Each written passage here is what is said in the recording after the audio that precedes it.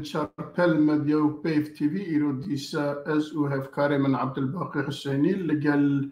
تمي فاني ميهيجا أمي بوارار روجيفا دو هفتي هاي الداوية روجيفا جرينج أمي بنرخينم بمي فاني خورا لي بيشيك وأم درباز استوديو ببن در غازي ميفانا بكن فيديو كيما يلسر مجارين كو إيرو أمي لسر باق فأنا أمي مجاري خوا ببينم باشي جام دربازي فيديو خوب ببینم پاشی جمعی دربازی مجاری خوب بین بله پرز جنریک تو ویدیو نشان بکی دی باش بین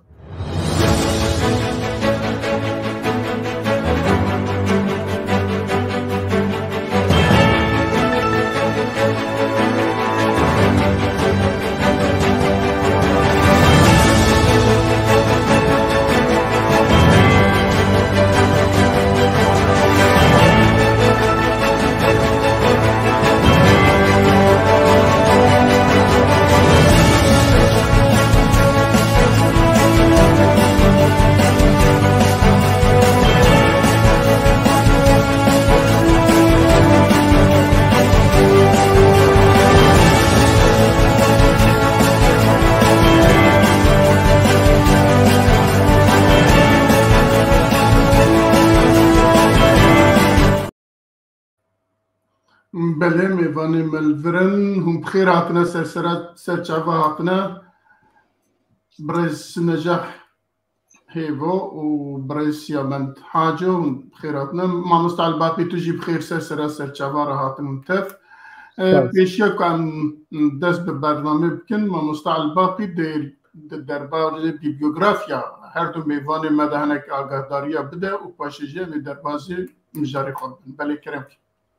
قال لك سباسكك ميرزا ونحردو ميفان عزيز وبخيراتن بخير وخشيناتن تماشفان هجا هونجي بخيراتن امي كومنتاري وبربتشا بسينن بنابي بيف تي في تشاربل مديا بخيراتن بوتبادكن ازي كنا كي كورتاجيانا كك سيامن حاجو وكيدجي كورتاجيانا نجاح هيفو ما مستا نجاح هيفو ازي جبو بخوينم داكو هون باشتر حردو ميفاني منازبكن سيامن حاج ومستا سيامن حاجو خلقي مي روجاواي كردستانية خوندنا خوا يا بزانينگاها برليني دي يا آزاد دواري زانستن سياسي ده قدان دي اوج ميج في ألمانيا دجيج صال 1987 ده جوي دمي حتى يرو لور دجي وجيانا خوا بردوام دكه دواري سياسي وجواكي ده هر وقت دیجی اندام کمیتا بریوبر یا نافچه اوروپی بولی کولینن کردیه کل برلین درگاه وی آنجی بیروی وی لبرلین ادمینه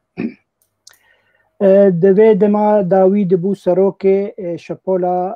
پیشروجا کردی لسوریا جی سال 2019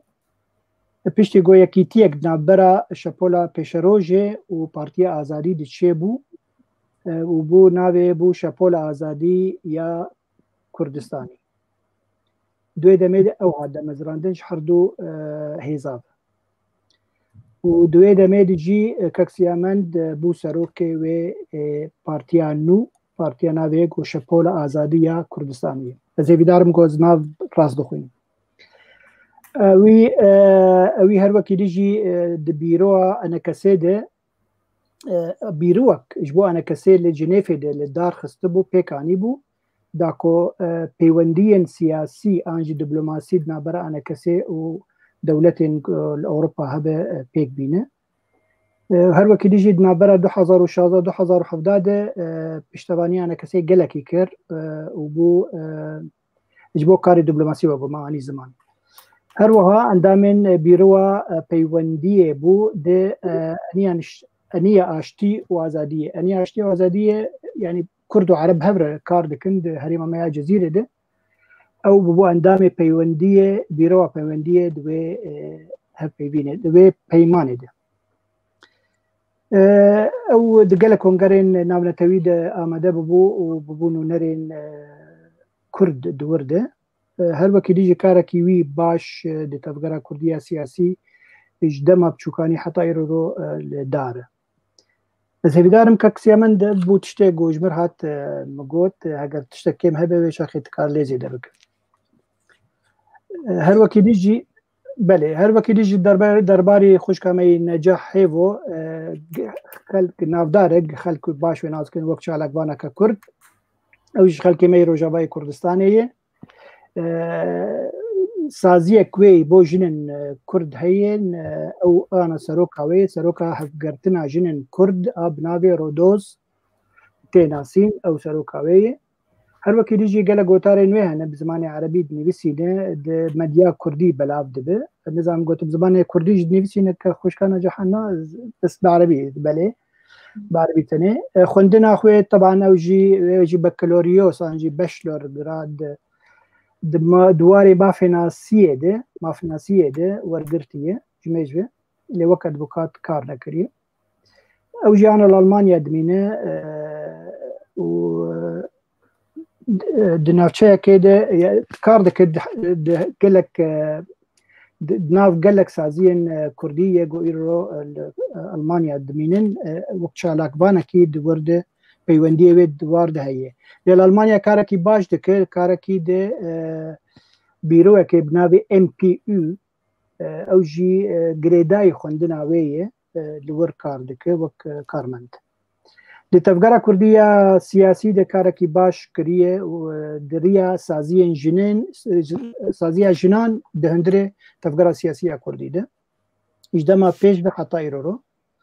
وگو اوجی نکیمی ککسیامند دگل کنگرین کردستانی براستی آمده دبه و حرتم جی ام ویلوا دراد بینن وقت چالکوانه کی گو گهداری کشا کردیه آنا الالمانیا دمینه و وقت مگوت چالکوانک سیاسی و جواکی دوار جنیده کارکی باش و بالکش دکه بله تماشاوان هجا ابون درباری حد و میوان عزیز کک میرزاد کار پروگرام خو بردوام فرمو بله گلک سپاس ما مستعد باقی و دوباره میوانی ما بخیر هاتنه و هر وها تماشاوان مجی ام هیوید کن که برنامه کی باش پیک وره ام یک سر در باز خاله خو مجاری خود بن مجاره ما اوله چند روز بره ده کنگره امریکا دا بحث هات کرن که امریکا بلاج روشلاتا ناوی تایبش سوریه یا روجاوای کردستانه و هر وها عراق در و دوریدن خو بکشه ل و اواجی مجاره ما ایرو ام دویژن پیشتی او قصال کو امریکا لروجلاتا ناوین تخوازه خو بجیب که تخوازه برجمندی خو پریو بده تخوازه او ببه گلو تشتکیوها د کنگرس امریکا دا براستی جیویه که بیجن ولا ورن همه یکسر هم خوب کشن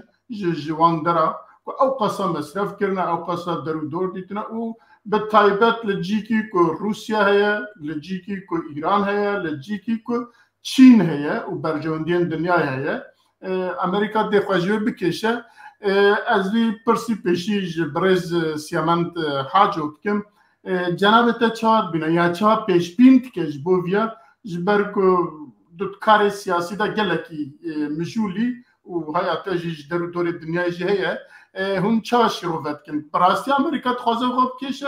یا جی دی امریکا خوب کشه یا نه ام لسروی باخم بله دم باش زور سپاس جبوی دعوتنامه و از کیف خوشم روز ایشت مفانی و ما دویم زانیدن یعنی افتشتکی طبيعية نورمالة كونغرسي أمريكي وكبرلمانتي أمريكي همو كونغري دنياي ده جو اندامكي برلمانت بخوازي سر خالكي أخفتن شي ببي ما في هيا دعو بكي جو أو خالي بين زمان تيروري گفتگو کرن و افگوا اندامكي كونغرسي أمريكي دا خواست كريا جو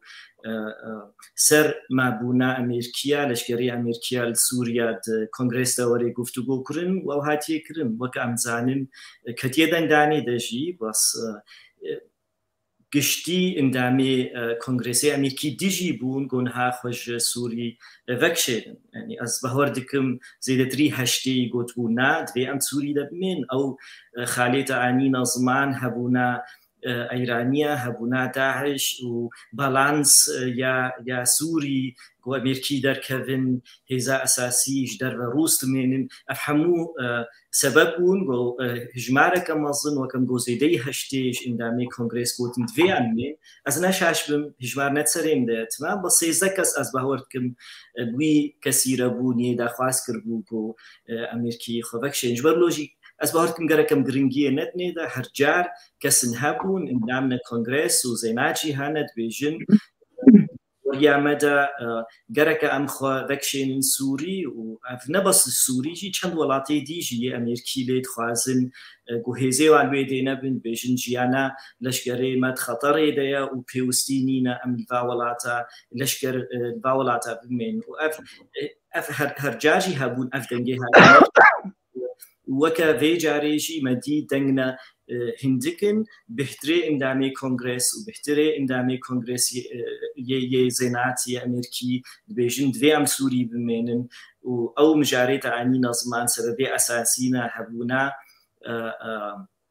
داعش لسوري ام زانين هي خلكي رازاي هنا وهجمارك وجالكيا جيتكن يعني حتى بري بيلكي جي جالكي تكرن داعش الكردستان الكردستان سوري سوري ده بس وكيدي هبونا ايرانيه مترسيكا سر سياسه امريكيه الهريمي وتالي هبونا روسا سوري ده حتى افهرسي آلی هنه دسوری داد بهوریان دو امریکی بمن بس تالیجی سیاست امریکیه نزل على براستی کوله چه امزانین ایرو دموکرات سر حکم امریکا بشتی سالك دي هالبجارتن جوتشيبول امريكا بلكي ريبوبليكانا ورنسر دستلاته يعني معقوله بسروكا كينو إنه كجلك ولاتي أوروبي جو برلمان جلك بريار دستيويدنا الأمريكا سروكي أمريكا جلك بهذا جلك بريار دستيويدنا وهبونا لشكرا الوكل سوري بريارك سروكاري بسطيني كاري سياسة وري جهرتن سروكا كينو بشتيه البجاتنا بهوريان ده حتى بايدن سردسلاته وبارتيا ديمقراط وسياسة بردوام بأمريكي سوري بمن بله گلکی سپاس ام بین با میوانی خواه هیجا نجاح هیو برز نجاح بدیتنا ده امریکا خواه بکشه یک وقتی که گل یعنی بیجن کرده می روش آوا و هروها درندن جی و محالفت سوریه جی که وی او کی بهیستن تو رأکسیونه کی نشان کرن یا نه بسبك إفارة بخير سلافكو مهباني ويجي قدر جراما مستعس يعمل حاجو بسبك جابا بقشتي أمروشا جيوسياسي لسر عرضي بين بري أم درباسي إيرو في برسي بكن براسي برسفا سياسي جابات بي آنا لبر دولتك بهيز وكا أمريكا إيرو ديارة قد أو روشة جيوسياسي قو إيرو قلشك هيا دن نابري لدنياي بتبعي نابرك وكا إيران وميليشياتي وروسيا طرفك دي أمريكا قابا أم ديروكي هرن وكشاندنا أمريكا دواجهه قد ديروكي دا درباسوا أمريكا بلكي برنگكي ما ديد واتكشي ليه وكشاندنا وي تمي ام كارم بيجن وكا بكردي ختمة امريكا لوي جهد منين عليكي يا دو يمين وكشاندنا ويجوي جهي حتى جو بهيزي خوي عسكريجي لكسي جو بشكيريا واتكي لوي عردي بهيز وكا هيزكي امريكا لوي دريد هيدي وكما مستسيامند بوت كونغرس اشكركر وأفجي بلي سروكي أمريكا جوهرتن بو برنامجاوي سياسي دسبيكي جابا جوهاتا سر حكم يكجارين أبولي أو ضغطة أمكارن بيجن إيران وروسيا لوي منطقي نخاسم دفي دما داويدا دما أو أمكارن بيجن شري أوكرانيا هروها شري غزة تالي أو أسكارن بيجم نشري غزة وكا شري حماس وإسرائيل أو جي ضغطك قالك قوين دا أمريكا جو هيزا خوي عسكري الأمبيجن لخاكا سوري بهيسكي وبكشاندنا كخوا هكا هبيجي بشروجي دوي دميدا بخورتاي وديت مثلا دير زوري أو مسألة عسكري قول دير زوري بو قلتلو هيزا عسكرية أمريكي بخورتاي لبقرك عسكري لرخي دي الميليشيات إيراني هروها روسا أو تيواتكي وكا بدنجكي خورت أمريكي دبيجن وبشتوي ديريكت جون كيربي برنجكي فرمي داخو يعني بو إيرو فاكشاندن و تبلانا ودينا وبيشوجي تشتكنينا بله قالك سباس الجارك دنتم بابرز سيابان حاجة كونغرس أمريكي أمزانكو دو بش أمريكا هنا لغور سياسة نافخة سياسة كن قالوا أوانن كسين كو خواستن أمريكا جوي دركبه صرف جبوكو عالية دن بخنا تنگاسية ياجي كيماسية وان نشان بكن كو دنگ خلقي جبوخا زيادة بكن ياجي براستي دن منطقة وان دا هيا كو أمريكا كو أوان يزيكي 1945 ورد خوازل روجلات ناوین بجیب و برجوندی خو لوی فراب که و آن هاجی تدا بجیب که جوی بکشن یعنی داخوازه کی وسط کاره چی بده که امریکا دجبر که حکومت یعنی لسر حکومتی کی ببرب ل دولتا سیاست کی دولتا هي سیاست دولتا زوب زو لگور حکومت ناگوری اجا ده کس 20 کس یا 30 کس رابن تاخوازه کی وسط کن د امریکا بگوتنا وام بکو جوی درکبه نو كم قوت هجمارك بجوجك كونغرس بيرا بون جوج سوري فكشن يعني هجمارك قلكي بجوجك كيم جارا يك دنجيد كونغرسي أمريكي ده هاي وقت سر برسي يعني أمزانين وواجي آني زمان دبشي أساسي كونغرس هنا ريبوبليكانا وديمقراطن كونغردا ودبن دي جودانا وسياستي قلق جارا ديجي هبدودكن بس وقتا زيدتري هشتي كسي بيجن دويم سوري دبمين افدي خياكرن جو هردو آلي هجمارا مظنج اندامي كونغرس چه ريبوبليكانا چه ديمقراط بيجن دوي أن بمينن دسوري ده راستا سياستا درفا قالك جارا يا قالك ولاتا زوب زو ناي قهرتن يعني وقت دفي جارنا يعني تفلو كسن دهل بجارتني ده سياستك خاص بنا خويا كرنياج درفا قوتين سر دستلاتي سياستا حتى وقتك بريو سر دستلاتي بريفت بنجبر نها ثانية سياستاش در وزو بگاره بس الامریکا جدابونا كايد بهور يامدم اني زمان سر رئيس مني دسلاتي رئيسي امريكا قالك هنا وصبا بايدن بخوازي بگهوي بهوريه نجبر جوندي امريكا يد سوري ده بمنن كارن برياري بوسين روجادي خوكشين عليه ديفا امزانن ترامب اف دخوازاوي هبو وقتكي دخواز كر خوكشين بنتاغون دجي ويبو بنتاغون قالكي دخت كر الجوتشكاسبي جو بمين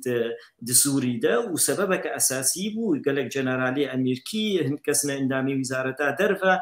بروتست كرن قوتن دجي برجوندية أمريكية يا أم إيروش سوري در كفن لو ماشي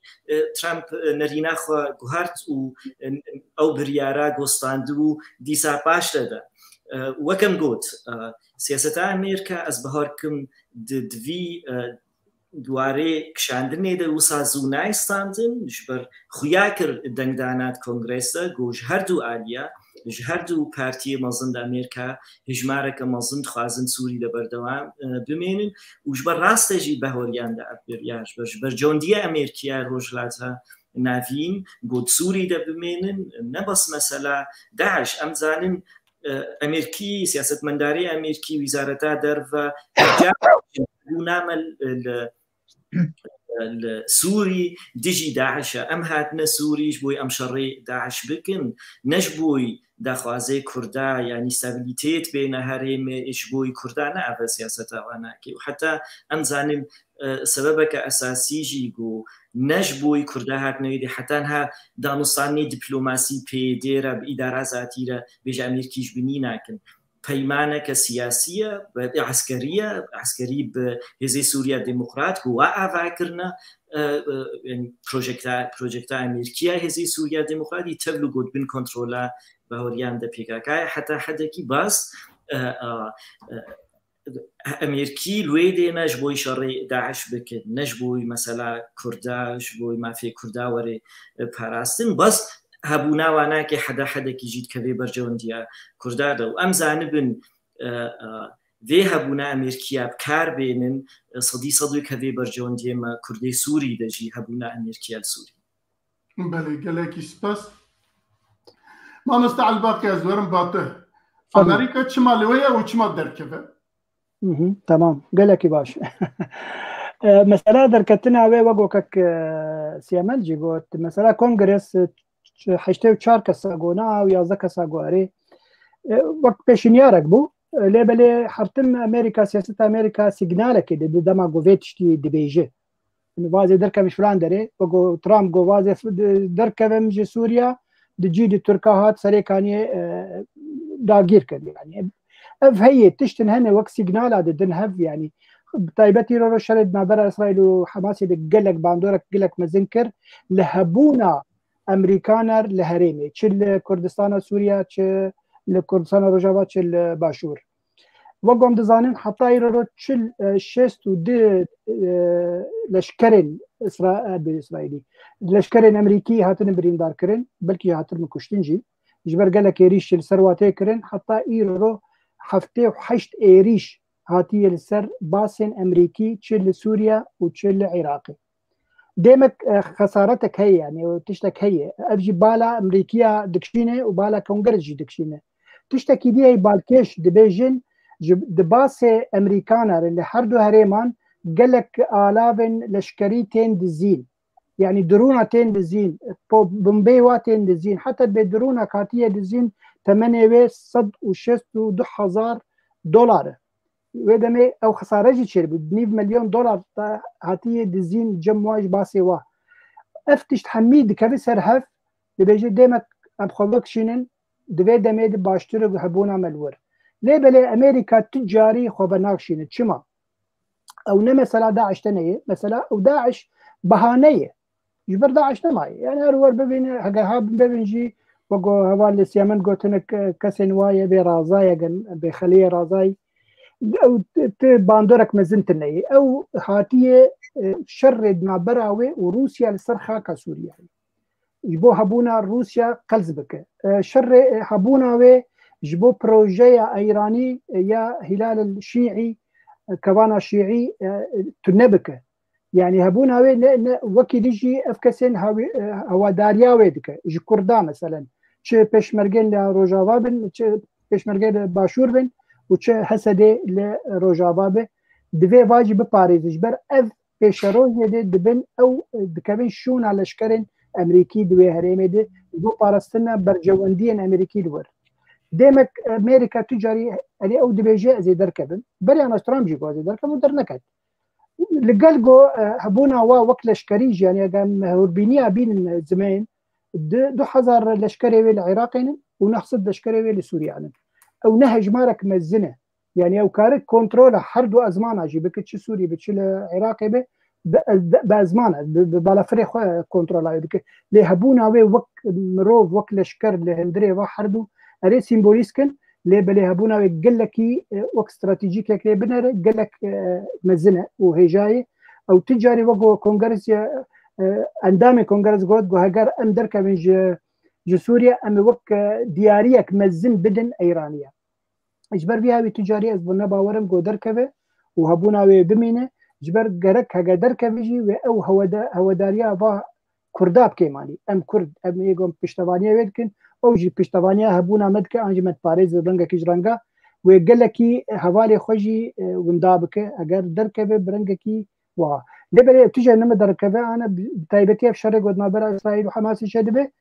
هبونا وي باوات ام دبين او لشكري خو او نابي شي جميع خو انجي جميع هري مزنيه لشكري انين خصنا اوا سبيد يعني نقو مانم يعني اقو قلت لك هبه عليك اندامك كونغرس قلت بك ام درك من باشتره افتح داغ المتي جبا درونا وجبا افكسن جروب هواداريا ايراني ذكن ليه بلز تخميناكم تجاري روجك جروجات بيشرودج حتى بودركبه جبر بجونديه امريكا مسترج هبونا مثلا داعش ومثلا هواداريا كرداج بله اف قوتنا تو تاثيرك لسر خلق ما رجوا كير تاثيرك نهني بله فرصه قالك جرنجه مخابن نكر مخابن بس كك بورم مظلوم عبدي قلت هجر بفيرنجي تشبه بيقول لك تعداك مزلنا ببه درك او مظلوم عبدي جو هوالي دهسه دي انجي بريا خسر جرك استراتيجيك وهبه هبونا امريكا للهرمي ونهبونا وجرك او زانب روجك روجا كار امريكا دركبه كا او چه الترناتيف جمعهن کو كار خو باريز نگر امريكا جور دركت اجبر ايرو ايران نبس لامريكا دخه كان بيج ليدخه نابد كوانا درونا بهوالي خو دشين الباسين امريكي دخه لويروجي الجهه كي خصبو حمل اشكرين هسه ديبو وحما دابون كشتن اجبر فيها يقول مظلوم عادي يقول ام ناخذ ايران ايران تكفن همبريها اجبر مسلا امريكا هنا مسلا مواعي فبرنك كي جرنكاوي تعدا قال لك مزين ليه كردا بب هجر امريكا خبي بكشاندن مخابن هالوسطى كردا تجالي ريبريا خسر نقل كي خربو وجالي انا كسيجي از باورم هالوسط منديك بله نجاح خام تشتكي كنت الذربيجي هي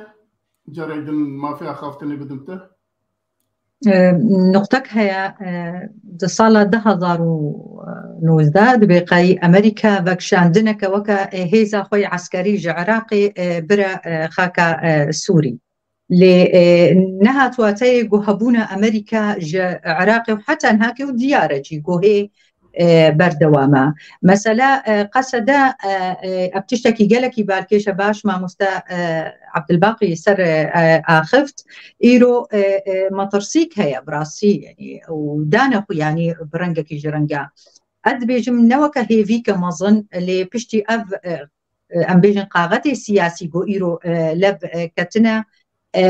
هيفيك دسبيكي براسي يعني دا ديار كرن وكا بريد مظلوم عبدي بو مطرسيكا مظن هيا برنجكي مباشر ندا ديار كرن لي ادبجم اب تشتكي دي اب جهرتني سياسي د روشا سياسي وبكشاندنا امريكا وزحمه به هي في دارم بو كرد وي روج اباي كردستاني خدي دركبن لذوبونا جهرتنا سياسي لسر عرض سياسي ناف دولتي حتى هاكي تقاف ندانا بتاني اب متوزيدك بله قال لك سباس بريس يمان اجا تشتكي كنت لازم دبكي هبه كرام كي اجرنا من دروازي خلاص يدنيبن بس چما كردا گرنگی ندای وی گفتگوها بوی سر وکشان امریکیت و هوریام ده زلال بوش کرداره گو اف بریار نایستاندن بریار وید کنگرس ده نویستاندن خوفکشین جبروج سبب کی اساسی بو گو گرنگی ندانی جبر اختات زانه به هجماره کبچوچش اندامی کنگرس وی بریاری ربن حکومت امریکیه ایرو سردستلاتی تخوازي بمين لأمريكا لسوري بلشكري خوا بيوس ناكي زي ده قفتو ببي براستي يعني ما جرينجيك دايدا قو بيوس نبوش بر كرد خوازن أمريكي بمين وزلال بوش قلق سارة زلال بو قو بريار فيرنجي وي صانتن يعني وكم قوت قلق جارا لأوروبا البرلمانتي أوروبية مزان هجمارك مظن لشكري أوروبي الكرسانة عراقي هنا أفمجار هرصال وكا ألمانيا هرصالتي قفتو كرن أم لشكري خو بهيلن يعني نهن هرصال دريج دكن يعني ناجبو ذكريا ما بنا ألمانيا لشكري وكل كرسانة عراقي هرصار دريج وهرصار أكو فتقول ألمانيا هي بس يعني وقتات كبيرة داني دات فالمنتا نوكل أمريكا البيدي صدي نبازها بيربونغو خفكشين فالمنتي ألمانيا ده بلكي قالك جارا صدي سه تشل دبيجين جارك أم لشكري خفكشين بس أو حكومتا يعني أو بارتيا سردستلاتي أو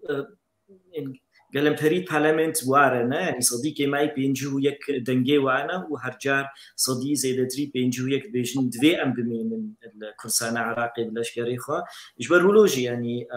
اف مجار زي دنا هات گفتگو کرن بهوريام دو كم گوشبر زلال بو برياروي او بي و امريكي لاشكري خو سوري و مينن وجبرولوجي زي دا گرينجي مناداي يعني كيما تفكر سياسي كردي النتاي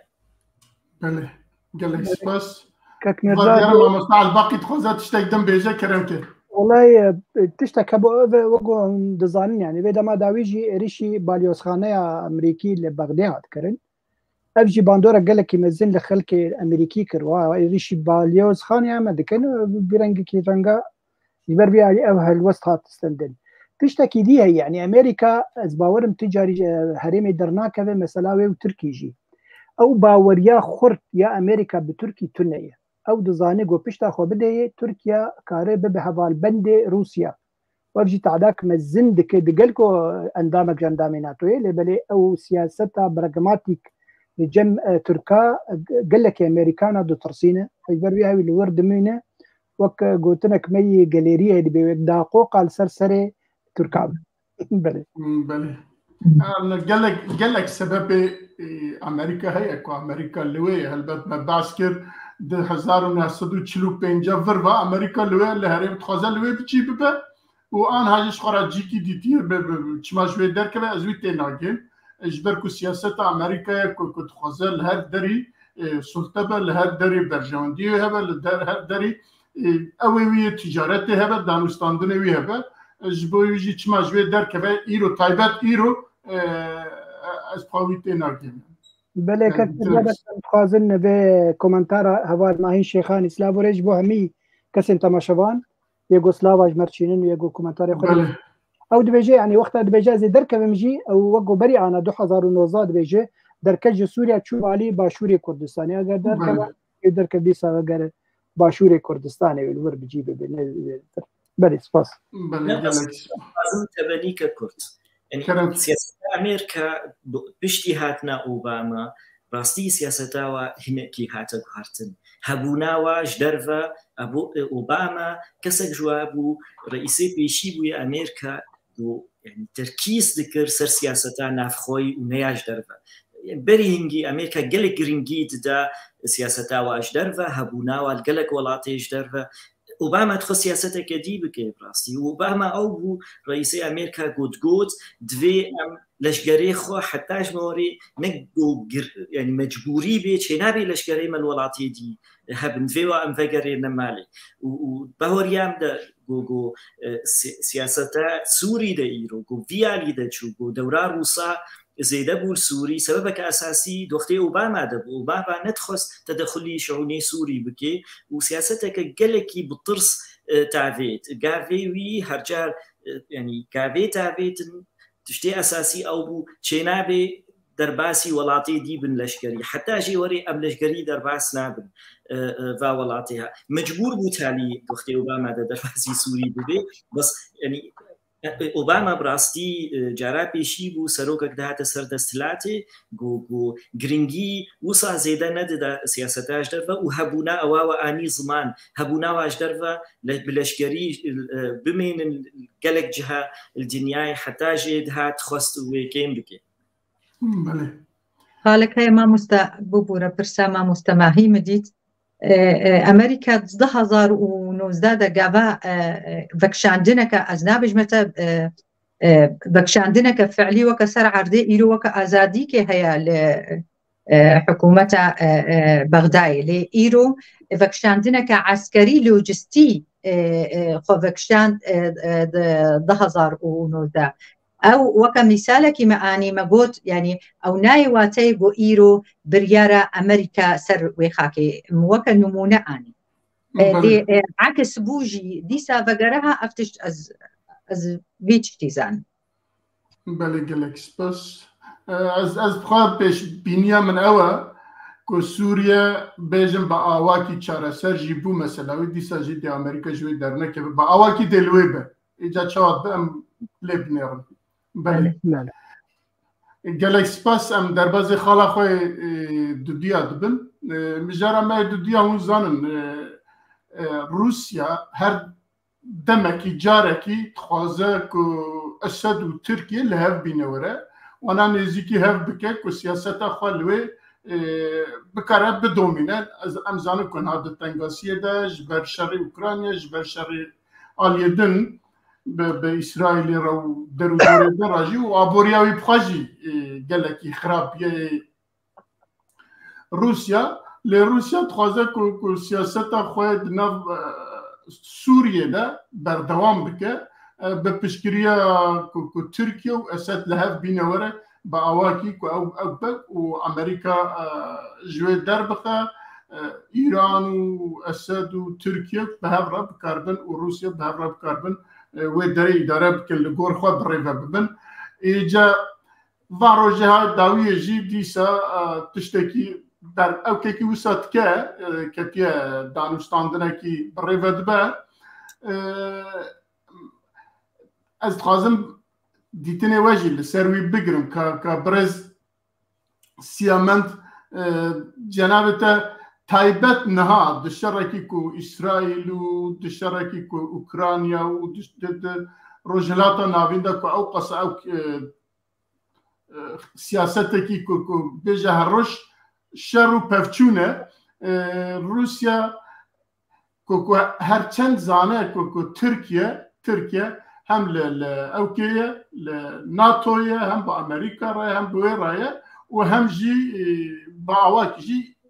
روسيا جي إدارات ك روسيا تقاضى شب كالبر من دريم زين من روسيا سالة 2015 بو دورك أساسي سياسة سوريا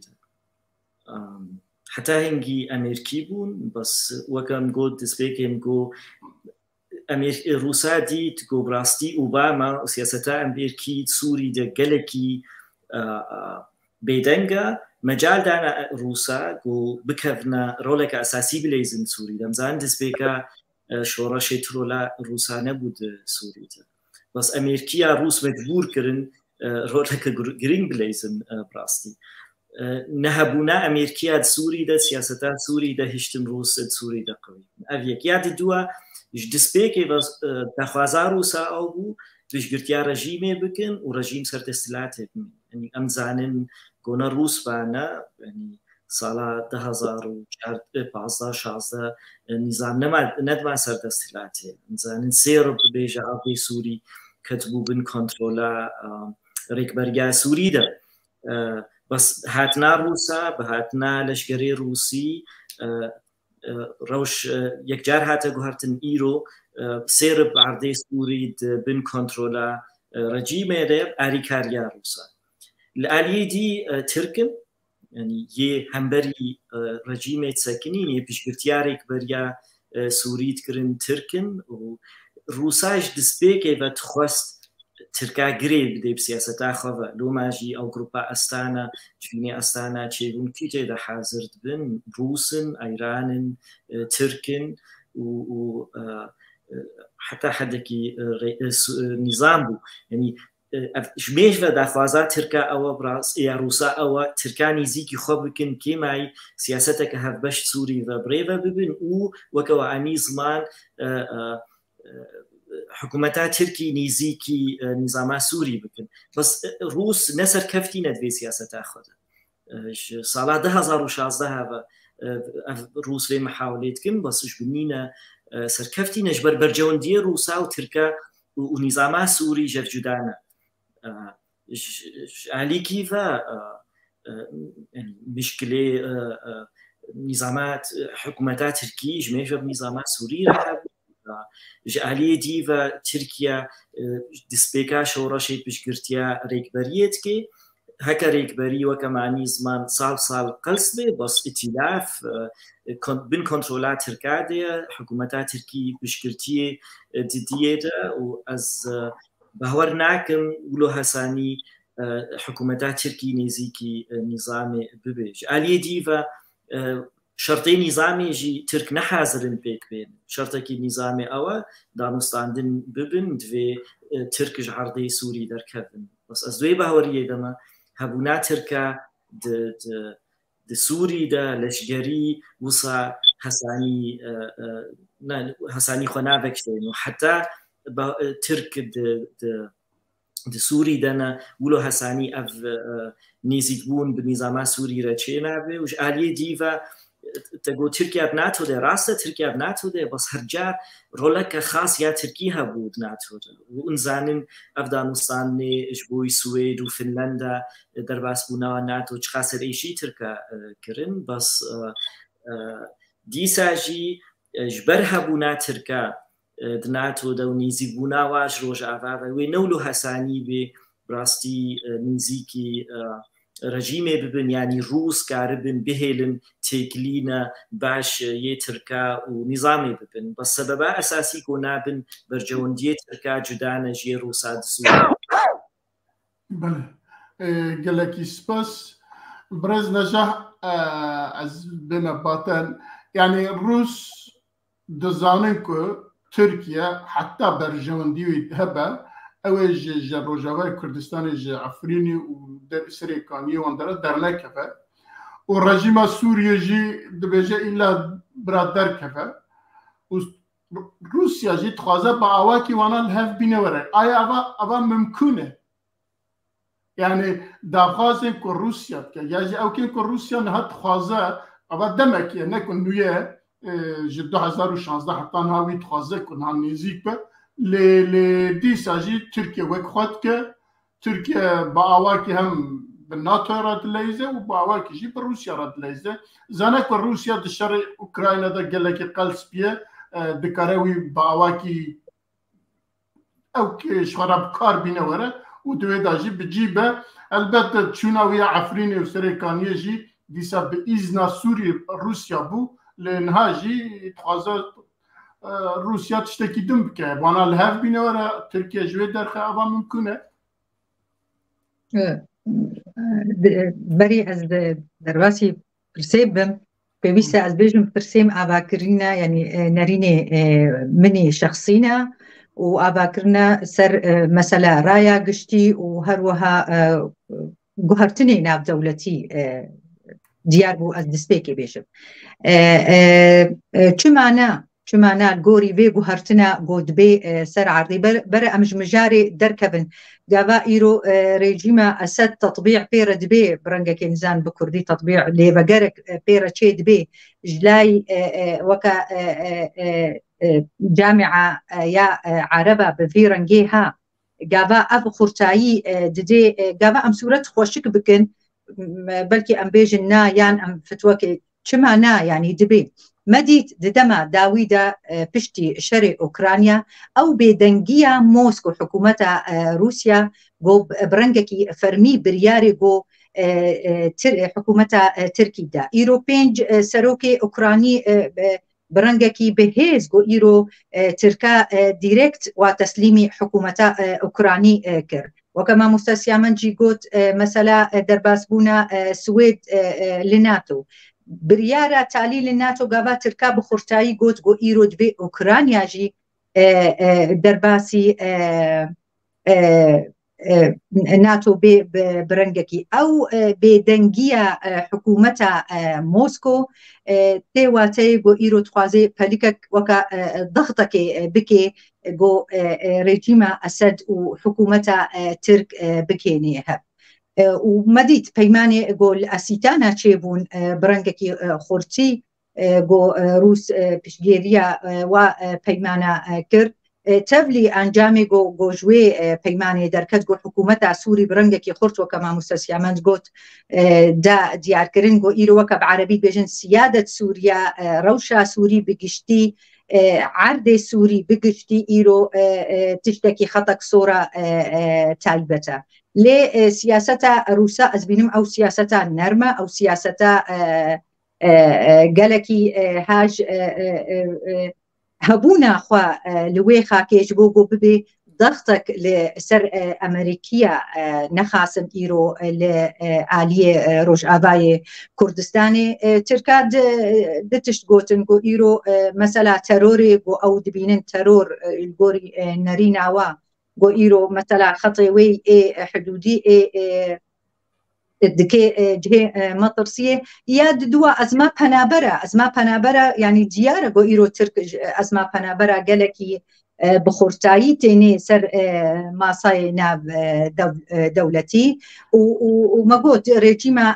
اسد بخورتایی جدی ساگوت گو ایرو خطی منی صور پاراسینا او تیواتکی گودوی ترک جع عردوی درکوی لاوروف چه گوت لاوروف نرمایی آنی گوت گو ایرو و بری ویجاری و بهاور رونشن و پیمان بهاور گریدانا لاوروف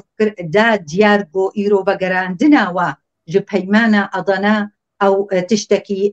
ديروكيا وداخو يعني وبرنجك ديريكت سروكي تركي اردوغان رغوت بو ايرو تابخوا نبيمانك ونددو نتسي وكا حكومه تام ذكريا تغوتيا ايرو روشا سوري بقشتي باراستيا وكا بعربي بجن سياده سوريا ابتي واتكي بيشروجي غهرتنن ويتشيبن از بينم وكا نارينك شخصي لفر برسك يعني ديتنا جنابت تدبيجي روسيا آنها دخوازه بشار أسد راضي بك تركيا اللي بمينه شمانا لعفرين ولسريكاني وتبس واندرا أذنابي نمتور بله قالك سباس او چاستن با ما مستعل باقي شبو في برسا هاي داوية براستي ديتنا كي بالكيشة ديتنا كي نوية كو روسيا تخوازه هرچند بشر دبيجه گره خطا من سورة دبي تركيا جو در كما باش استرا روني لفا برز نجاح دبيجه دكاره روسيا آنها سياسته كي نرم كو بيجه چاوه دي بشر نكار بكيجة عفريني واندرا برا او تركيا الهاف بكن تركيا اللي بمينا وانا الهاف بنورة بله خبره ما مستنجاح لافروف وها قوت جبر حرتم رجيم سوري بيجد بيت تركيا جي خاكم دركبه او دبينا تركيا جي بهانه ويهنه دبيجي 3 مليون 4 مليون سوري بنابر جمنن وكي ديجي زيدي 4 مليون كس سوري سنة عربي سنة لإدل بينن أفشوا بين باراستن دما قوس خوفاكشينم دبي يعني قلك تشبه في قريداين ليه بلي لافرو شد بيجي دبي بلي أنا مثلا أضنا تشيبو حزار نصد ونوتو حشتاده أو بيمان تشيبو أمكارن وي بيماني خريطاك نو جيردينن يعني هبونا تركيا لسوريا برنجكي شرعيبة برنجكي فرميبة يعني هاي بشار الأسد جيهبه وقت بري أنا جيم قلت أجر أو 5 كيلومتر بو حق تركيا درباسي خاكا سوريا بكارم ممكن 6 كيلومتر بيش أخي عفرين جيت كابنا عبده حمي هريمة شريطة جنب بيجن روجافاي كردستان همي باكوري سوريا جنب جان روجافاي كردستان همي جنسية آخر ما مستعفو اللي أو بيمان دوید دکاره ترکیه خواه بپارزه جبو خواه پاراستن بکوهوی 5 کیلومتر بکوهوی درکوه جبو 30 کیلومتر بجی دوید دکاره بکوهوی خواه بپارزه جارده جی درگه منا کچان هل ببغدار الهف کرنه وقتی خدا دکارن 40 کیلومتر 30 کیلومتر بچن بین او پیمان جی اوایه ایجا پیمان تشتی که برز نجات بیجه دوید روسیه دخوازه یا جی دکاره بسیاست کنر جی ترکیه را دبیجه یا بشار را دبیجه برا ترکیه لیور مینه عفرینجیش بوانده یا وقت مقود بيجو ماني عندما قب ويقود قوتيه لافروف قوتيه دبي ام خريطه كيدينن وقت بلانا كيدينن ام تشاوا كاربن بهلن قو تركيا راضيبه وهبونا وهبه برنجا كيف فرميج علي رجيم اسد ان رجيم سوريبه ويش اخي يعني نظام او بخص سياستها روسيا بفيرنجيه سياستها روسيا ايرو مدبينن شوا لبنكت ودماكو خست هنكي آلي كار بنابرا إسرائيل وحماسي بسر نكت أو دخوازي أو جي دولتك مزن بمينا أمريكا هبونا بالرجالاتي نابين هبه أو دي بجازي روغلكي نيزيك إيراني مش برقو مهوال بندن لسوريا لسرخاكا سوريا مقلك دريا باراستنا ريجيما بشار الأسد من بيونديين باش بعربا ركر بدولة خليج ركر بمصري ركر أو بيمانة نابرا إيران وسعودية عربية تشيبو ريد رياسيني دبو لدست روسيا بقلكي مزن تذهبوا دي مسألة أو دخوازي في مسألة فقرينة تاكو خب هيز بك وبتايبت وقت تركيا راضي بك لسر حساب سوريا ولسر حساب ريجيم السوري وملتي سوري ويتشاخي أو يعني جاد بيجي كغزك دستي ويلي برنجكي باش تشيدبه ليه بلا تخمين دكم أف مسألة قلكي قلت معقدة يعني نهسان بدمكو ريجيما بشار الأسد وتركيا جي حرد ورازي ببن هجر أمبيجن برنجكي فرمي أم برنجكي غير فرمي جبر قلك مثلا هبونا تركيا لسوريا مثلا قلك ريدايب مثلا تروري ناسكرنا تروري تشيه مثلا أفكسم عربي سنة بيشروجا ويوتشاوا به لا فاتنا عربي سنة وحكومتها بشار الأسد رجيم بشار الأسد بيبشرنجي جرنجابه يعني بحمل مثلا قريداي بهبونا تركيا ونهبونا تركيا يعني هجربونا تركيا أو مثلا مزنبه وهسان تربه ليه أف مسألة دي تر قال لك كارن آلوزية درخن نابرا رجيم بشار الأسد وتركيا جبر فيها وي أف أجان بيجن وبدراجها أف مسألة قال لك زحمت بيجي روسيا رجو بيك ورينه دقلقو بنرماي در حرد طرفها ليه بلا يبصرنا كبقى لك بله لذر استخاجم جبرز سيامان فياب برسون بديتنا تا اگر سوريا روسيا وتركيا بفي اوائل لهاف كرن دي امريكا قبول بك في لهاف كرني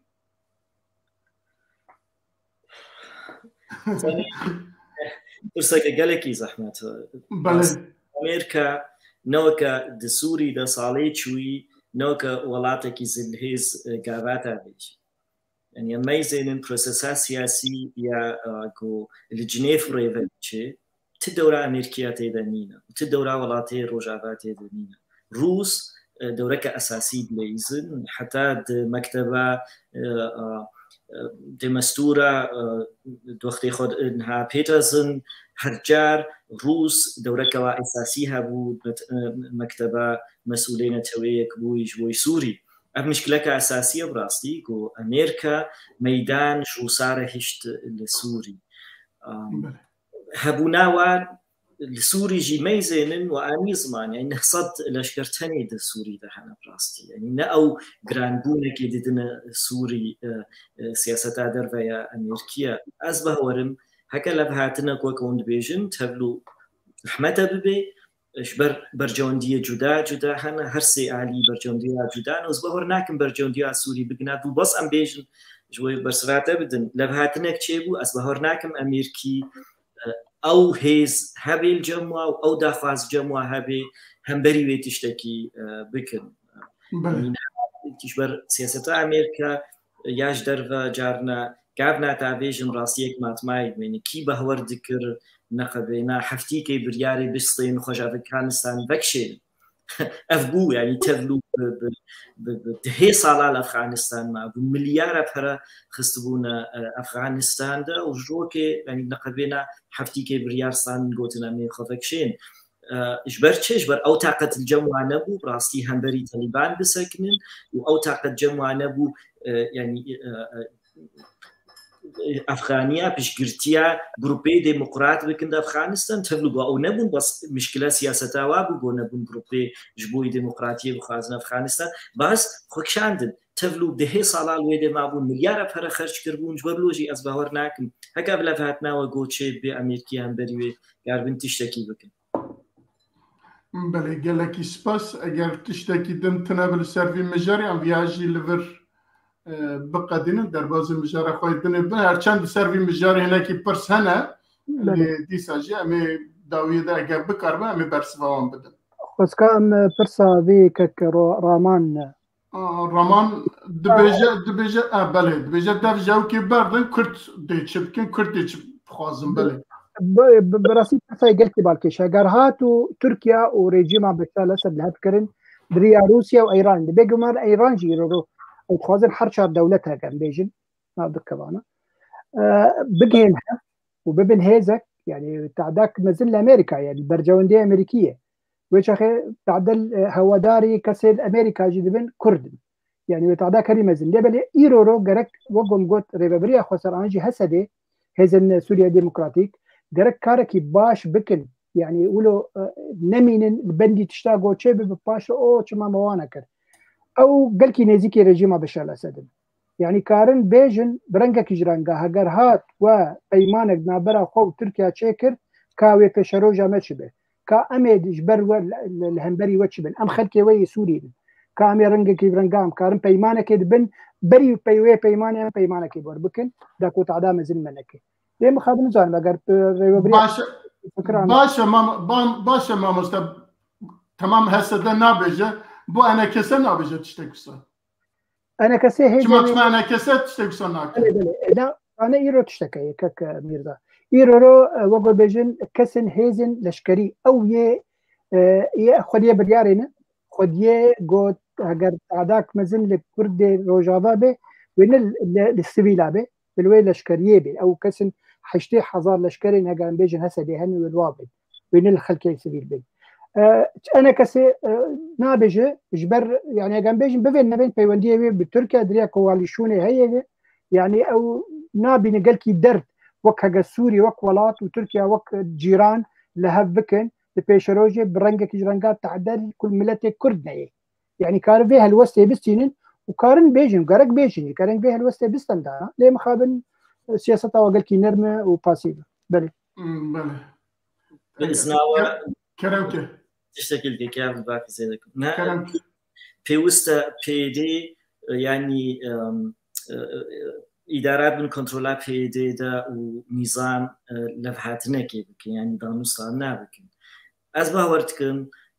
نظام يعني رجيم نحازرة دانوستان دنا بإداريرة وبيديرة بكي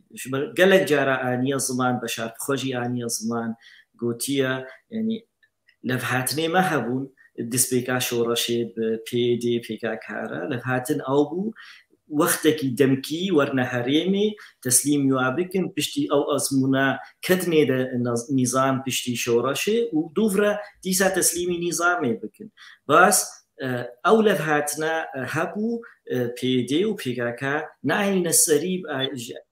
القران نرينا نظامي يعني ديجي لفحاتنا دسبيكا شورشي دركت بيدي لو ما بهوريا نظامي إيرو بيدي ناي ونمستعدد بهورتكم نمستعدد تعرف بيمانا بيديرة يعني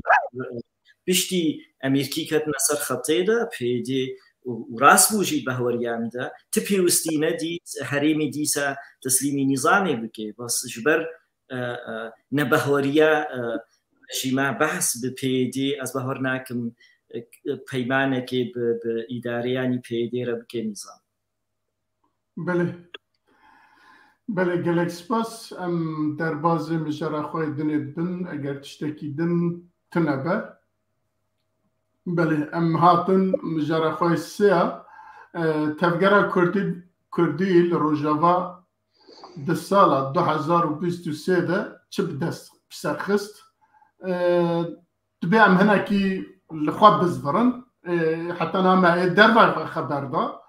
كل سر ما حكمت كن يا جماعة بنتنا بامجي انا اجا بعصا خاجي بكن بقشتي بعصا خبكن هم انا كسا هم هسدا وهمجي افن كل الدربايوان الدربايواجي هنا بعصا وان حميها بكن كما يرو تشكر وتشب دست ماذا مايا دام يعني هم آلیه تجی برداغی ببینن قدحی ببینن همچی آلیه والا ببینن و هم خواب نرخینن اما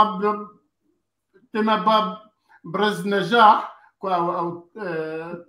چالکوانه کی سویله و نبتو آلیوا گریده دبکن میلاوی بهنه کی دربه هده لی دوی وارده آزادتره جمع آزادتره برا كلام كأو دستك والله از گریدای بم نگریدای بم نرینا منی فکری آزاده از دروتا هفگرتنه که جنامه از گلکی خوبید بینم زانی قابات روزنامه 2023 تديني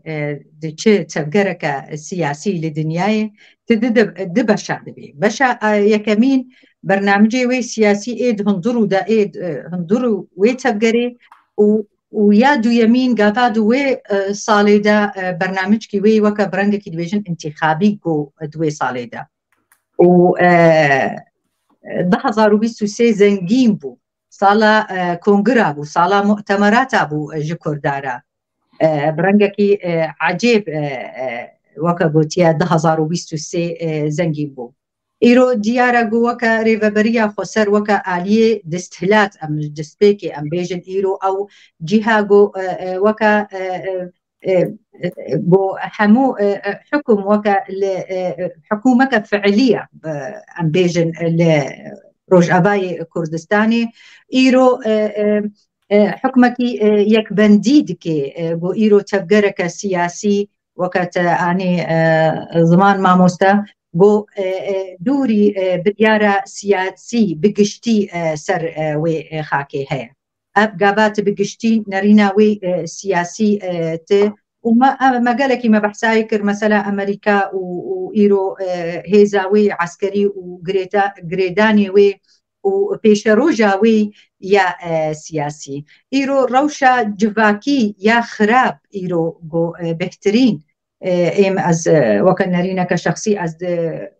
ام بخازن نخازن ايرو دسهلات الويتري ايرو او روشا ايكونومي روشا جفاكي پنابري روشا خراب لروج آبای کردستانی او جی دیاره دوی برنامجی وی سیاسی ام نمونه بیجن جه بلندبونا نرخ مازوطه جو او تشتي هري سركات بي زستانا زواغو لروج آبای کردستانی جو تشتكي دسبيك بو لقلق ولاتيه جو ايرو ام بخوازن نخوازن هنك جوا بشجيرن هنك جوا مانا لسر ويخا كيجي بلكي نرينا واي فكري دوري وي ريفابريه لايرو تشتكي مساله هبونا و جمجبوريه اب بشيكي بشي دو يمين انجمانا اجتماعي كردي وهروها بارتي دي سياسي وكم قلت إيصال صالة كونغرابو صالة مؤتمرات أبو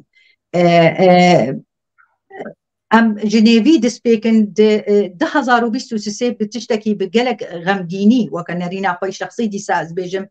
بارتيك مظن وكا بارتيا بيش وروغو بوي رنجي ها 2023 روزنما كردي لروج آباي كردستاني بوي رنجي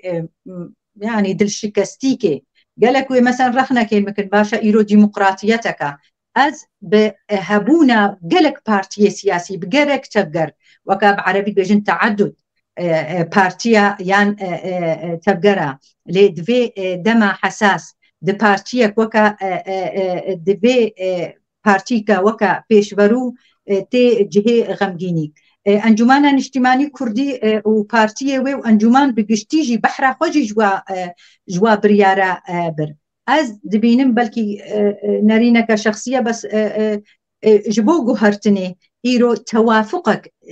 جواك سايتيجو بيشجيريا وي أنجمانا اجتماعي كردي دكن بارتي ويتكن بارتي ديمقراطي كردستان سوريا ويجي كونغري خوا دارخست وأنجامن جلكي پشتی کنگر بلکی نب مینا پیش وروبو لی گلک کسی گو ایرو هیوی و پیشگیرن و براسی اد بیجم مثلا توافقی ایرو دوا کنگرادا از بیجم بلکی نخوش که اب نسبه لی صفر بو يعني إيرو رازيبونا واكسيغو إيرو بهترين قرباني دانا بهترين نختي جران دانا بهترين جو إيرو مانا بوي تبقرا سياسي إيمانا وبوي تبقري تيخوستن صالة 2023 أبكا ساياتي جو إيرو خدانا بيش جو خوكرنا سروكي فاكارا تبلي از نبيرما يعني دفي دما حساس دا دفي دما قالكي زحمت وهرتني سياسي براستي باندوراي قالكي خرابة إيرو أف لفقرة سياسية بهردو طرفا أف كسايتيجو إيرو بشجيرن فانرينا جفا فكرة جفا ريبازا بچناوي إيرو خودي لوا دركبن أف بيويسا جالكي أما في بيجن أنجمانا اجتماعي كردي بلكي نبدلي مبوكا فاغو أوفيسي خوي دما 2023 برنگکی دیار کرن ایرو گو کاری خواه انجمانان اجتماعی کردی بردوام جریا اوفیسالی او گاوک از دبینم گاوک گلکی باش بو تبلی بلکی دامزراندنا و اوفیسا تبینی نمای بگشتی هیا لی او بردوامی تشتکی گلکی باش ایرو ماسک هیا کردی مخابن هر دو طرف ام جبوغو ام رخنا طرفك يكر بهترش طرفك يجبرغو او طرف دستهلاتا براستي لي تيواتكي اغماسا كردي جو ايرو دباغو هرتني سياسي داد ايرو ام برسا ويا كمين غافا واش مكر بكشاندنا امريكا جخاكي نولو هات برسكا نش تشتكيفا ايرو جرك كرد از بهترين لآلي ريبابريا خسر وقريدانا ومسادا قسدا إيرو ماسك كردي جرك مبريارن جلكي خورد دما داوي ما حس كربانا نزان بشتي انجمانا اجتماعي كردي جو اوفيسي خواه يعني بشتي ريبابريا خسر فاغو هرتني ناب دولتي ويتشتن بيشا روجي تشيبن ايدي حتى ام بيجن ام بهيفينا شكستنك ام بخوازن نخوازن لروج آبای کردستانی مینا تگوت نرینا خوی سیویل بده ایرو شکستنک گلکی بوا لأدبيجم لهردو طرفا بله گلکی سپاس بعثا حمي كما سياكر يعني بجا ببراني بعثا كما سياكر اللي بعثا تشتكو هنجد دست مدى بعثا وانا تكرين از بين باب برز سيامان حاجو برز سيامان حاجو برز نجاح بعثا حمي كما سياكر اللي وكن نمونا اگر نوينرن دولتين يكتي ملتا جر بيترسون دروج برنها بيانا كي دده جرات چاره سريا بكيشا كرد لسوريا ورا حلكرين يك جوان خالايه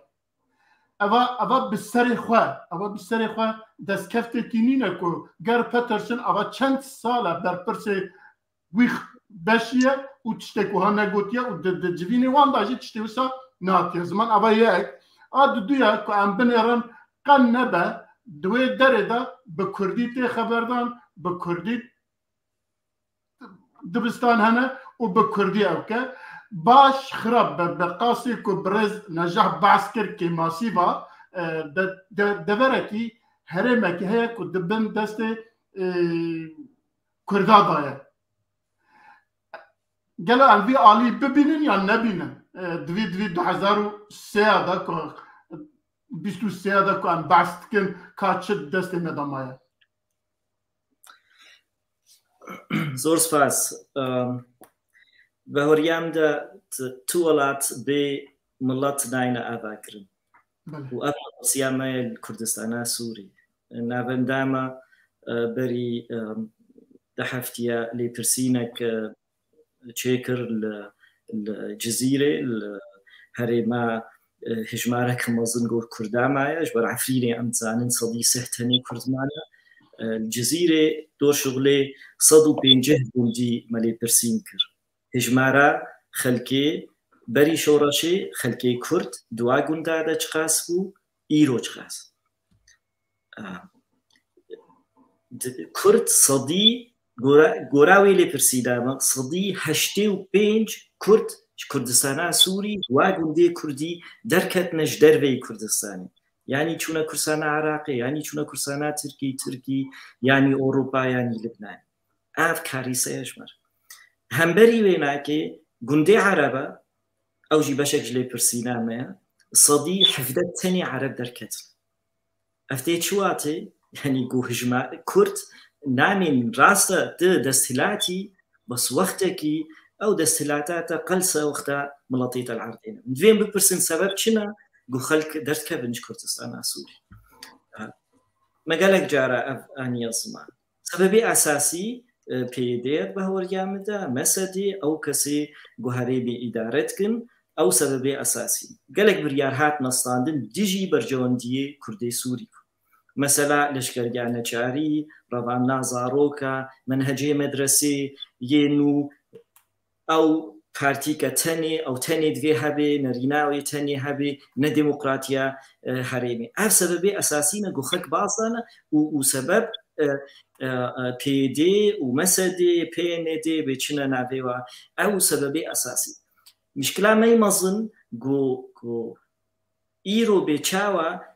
قشترك بريا سوري بريار ندستي سوريا ده ام كردي سوري جي تبريار دستي مدني اف اداره ايرو هريما ما بريفد بي نكردي سوري وي بريفد بن بيكاكا وكردي تركي وي بريفد بن نجبر جوندي ما كاردكن جالي دي فمرنا انجمانان اجتماعي صدي صجبر انجمانان اجتماعي نا دستلاتا او نا مسؤولة بر تشتي بويندا يعني اف فالابونا كردستان بهوريان دنا انجمانان اجتماعي مسؤولة برده بس مسؤوليتك ويدي هي يعني كيما يثابوا انجمانان اجتماعي بدي خياكرن از الترناتيفم جوي دستلاتي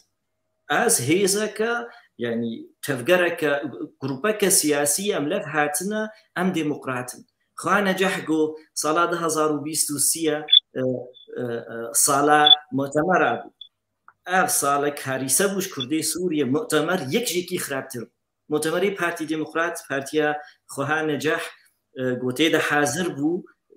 يعني اثبات كر جو براستي بارتي ديمقراط كردستان سوري برياري وين دستي ويدنا برياري بارتي ديمقراط كردستان سوري خيات كي دستي بارتي ديمقراط كردستان عراقي معقوله يعني بارتي كردي سوري مؤتمري خوبكي لجنة مركزية رفروني دكس بارتيكا دي بارتيكا كردي تركي بن عراقي بن فرق ناكي بس براستي تيخو ياكرنجو شخصية ما كردي سوري نما دكس بارتيكا دي نا كردي سوري تين لجنة مركزية درونين دبيجن أفي بي سكرتيري وأفهر الشش كسي هاوي كرنا لجنة مركز مكتب سياسي ده وكس نوي ريديك كارثة يعني بارتيا يعني جويدلا ام براستي برافانيه بر شخصيه كردي ده بكن بر نرينا كردي سوري ده بكن ام بيجن ام بارتيكا وك بارتي ديمقراط كردستان سوري ام بارتيكا سربخانه ام قبول لكن تدخل به وتاليجي ام جروبك ديمقراطي مؤتمري مهاتيه شيكرن اللجنه مركزيه هاتيه البجارتن او 27 كسي هاتنه البجارتن او ابن خود سكرتيري خو البجيرن او اللجنه مكتب سياسي هالبجيرنا قبول لكن كس استراتيجية بكي هر 27 كس نبي 27 سيكا سيدي غيري نده البجاتني دهاتنا تعيين كرنج عليه بارتي ديمقراط كردستان عراقي كسينا يرابو داي بكي افد دي خويا كرن ام دتش يعني مشان وكم جو بيتشاورك بريا سوري ائتلاف دستي تركاده برياري ائتلاف ترك بي تركان نكان تبريارا بوستين ايرو اداره بي دي نكاري تبريارا بوستين جو بيكاكا ارينكي نبس ارينكي او بريارا دستين حمو بريارا او دستين جالي دي انجمانان اجتماعي بريار دستي بارتي ديمقراط كردستان عراقي دنا اثبات كرن بارتيا مظن اثبات كرغو صايب راستي افيك ياد دو انجمانان اجتماعي واف كارثه براستي جمره كردي سوري alternative كن جو بي دي جو بي كاكا وقتات alternative بي رخنا ما يهري مظن بي دي بي كاكا او ديمقراطي الجمينة نها هري ما خصيه بين كنترولا خو فرقاوي حزبي بحث نينا او ديكتاتوريا حزبي بحث بريفت برويرنجي او جي كرسانا سوري بريفت باش وقتا ازورم از بيجم از همبري وي alternative معناه تيشواتي از ديمقراطيه ما هري بس ئەنجومانان نیشتیمانی نکاری مؤتەمەرێکی خۆچێکی ئەو 5 کەسی ئیرۆدری ئاسێ دەنا هەنێکی خۆب خەلکێتکن ینی ئەم زانین بێ مؤتەمەر گو مؤتەمەر چێ نەبووە ینی وە تەلڤیزیۆنێ دەدیت چ ڕەنگی مؤتەمەری ئەنجومانان نیشتیمانی چێ بوو خەلک چوونە زالەکێ زالگرتی بوو دوورە هاتن ئەوشیان مەکتەبە پارتی دموکرات کوردستانە سووری ڕیاسی و ئەف لایف هاتە خویاکردن تەلڤیزیۆنێدا سعود مەلا سەرۆکێ پارتی دموکرات کوردستانە سووری وەختی و سەرۆکەی ئەنجومانێت بێژەی سپاس بۆی هاتناوە مؤتەمەرەی مەسەرکەفتی و خاترێەوە بێ گوتنەکەی بەندامی مؤتەمەرە بەئاخن بێ مەیزێن ما مؤتەمەر شرعیە بێ مؤتەمەر ماف بدێوە گو کۆمیتێ خۆ هەلبژێرن بێژن سپاس سەرکەفتی و مؤتەمەرەی مە بخاترێەوە و کەس ناکرێت ینی گروپا خۆها نەجاح ئەوژی ئیندامێ ئەنجومەنان نیشتیمانیە باشە چاوە اون قبول دکن وی ڕەنگی وەرە بدن و بستێنن ڕیاسی ژیانە تەڤل و ساڵا 2014 سەر دەستهلاتەیە بێ هەلبژارتن بێ مؤتەمەر چێکن بریار ساندن ئەمێ بەردەوامکن ئەمێ ساڵێکێدی ئەمێ مێنن ڕیاسی سێ کەسەدی خۆزێ دەکردن بێ بکەبێ دەنگدانی ئەف مشکلەکە بڕاستی ژمەرە جڤاکا کوردی بگشتی جڤاکا کوردی سووری بریار نەدەستێوێدێ و جڤاکانی سیڤیلش پارتیەمە خراپترن ینی ئەز هەرجار بێژم پارتیەمە سیاسی نینیکەکش جڤاکێنە معقولە هەرێ سکرتێری پارتی هەفپەیمینەکە بکێ پارتی دموکرات کوردستانە سووری و نابێژی دەچای هەلبژارتن بووی سکرتێر چاوە قبول دکێ کوردی عراقی تەتعیین بکن یانی سەرۆکەی ئەنجومانان نیشتیمانی دچێ پێشیا خەلکێ دشتەغڵێ و ڕاستینە ڕاست بێژن بێ ئەم هاتنە هەلبژارتن و هەر کەس زانێ گۆ نەهاتنە هەلبژارتن هاتنە تعیینکردن و عینا واژی پشتی چووناوە کوردستانە عراقی ئەرێ گرنج پارتی دموکرات کوردستانە عراقی ستاندن بۆ ئەو هەر 5 کەسکارن بەردەوام بمێنن وەکە سەرۆکاتیە ئەنجومانێ هاتن گۆتنە خەلکێ ئەمێ بەردەوامکن بێ هەلبژارتن چێبێ ئەف مشکلەکە ئەساسیە شتیاس خوازم بێژن ئەم هەکە جڤاکێ گشتی نەگوهرن ئەم نەهێلن دیموکراتی وەرێ هەرێمامە پارتیمەی سیاسی بە هۆریاوە دیموکراتی نەوێ سبە ئەنجومانجی وەرێ سەر دەستهلاتێ ئەف سیاسەتا پێدێت کە ئەوەی بەردەوام بکن و ئەف مشکلەکە ئەساسیە بێدەنگیا جڤاکات سیڤیل و بێدەنگیا گروپێوەکە خوها نەجاح بۆ دبێژن ئەم سەر بخۆنە بڕاستی نەسەر بخۆنە ینی قسوورێ نەمەیزێن ینی هەموو 5 کەسێت بێژن ئەنجومەنان نیشتیمانی سەر بخۆ سەدی هەشتێ ئەندامی پارتی دموکرات کوردستانە سوورینەوە کە خوها نەجاحژی ئەف مشکلەکە ژمەرە ینی ئەف دڕوتی نەڕاستیاش خەلکێرە یا تالی دەست بێژم سیاست جەمە بووە بەڕەو ڕاستی ئەف مشکلەکە ینی ئۆروپا گۆ سیاستمەندارێک بەڕەوت کێ ڕۆژاتی مەجبورە ئەستیقالا خۆ بدێ بێمە ئیرۆ ینی نەڕاستی تاخوی وەکە سەرۆکەی ئەنجومانی وەکە سەرۆکەی پارتی دموکرات کوردستانە سووری کەس نابێژێدا ئەف نەڕاستە ئەف تشتێتت بێژێ ئیسبات هەنە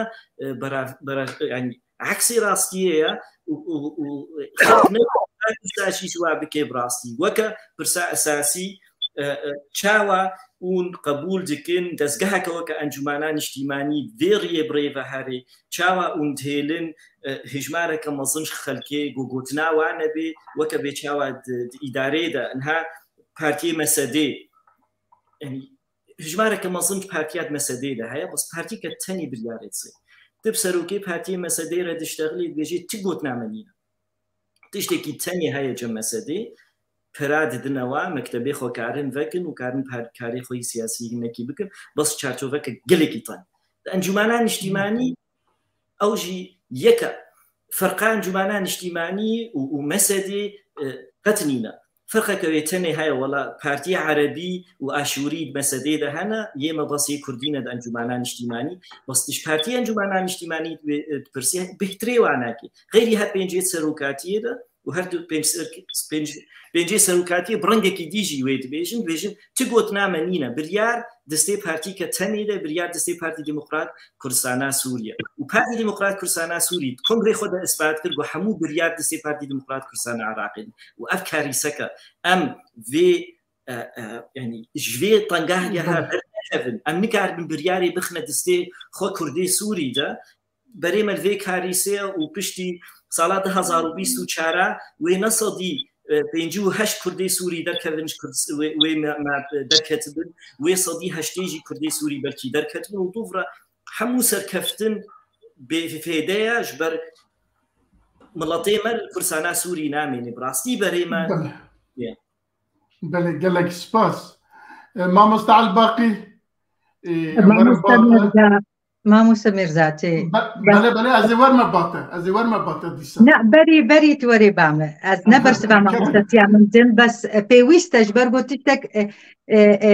نرينك قشتي دامه وكنجاح البقي ما مستسيامل يكمين بيمانا هولير وياكو دهوك البقي تزوي دميدا تجي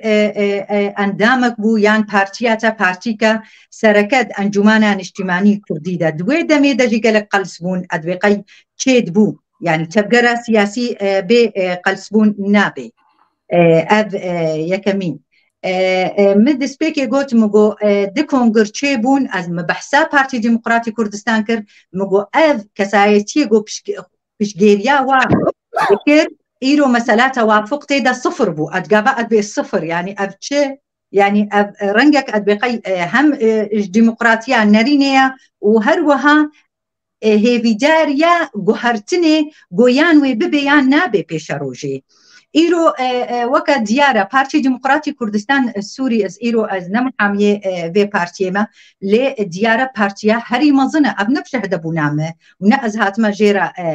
إيرو چار بارتي سياسي سركا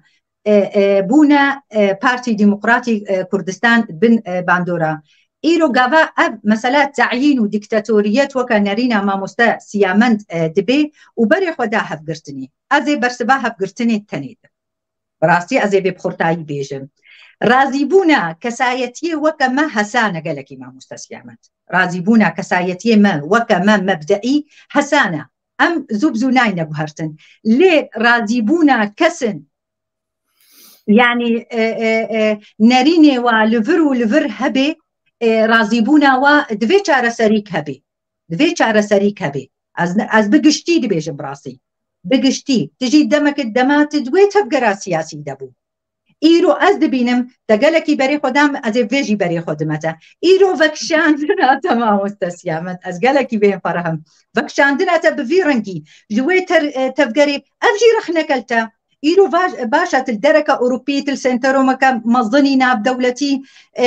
وكا مركزات تي دراسات يا كردي بقشتي جو دنگ دايا جو جهيش هنازية إيرو أفك شاندن دفي دمي دجي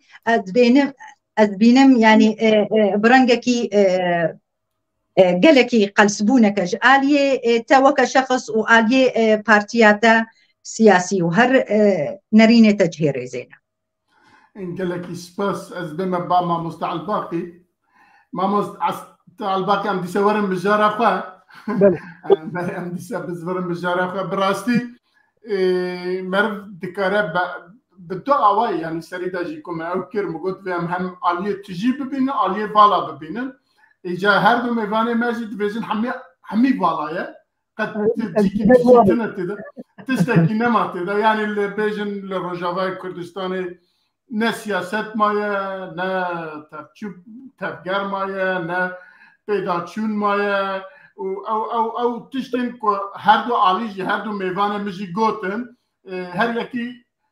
لجیکیه و هر یکی برپستیاریه که ویجه هیه یعنی تیوی معنی که ام چقاسا لجیه خوابن چقاسا برپستیاریه مجی هبن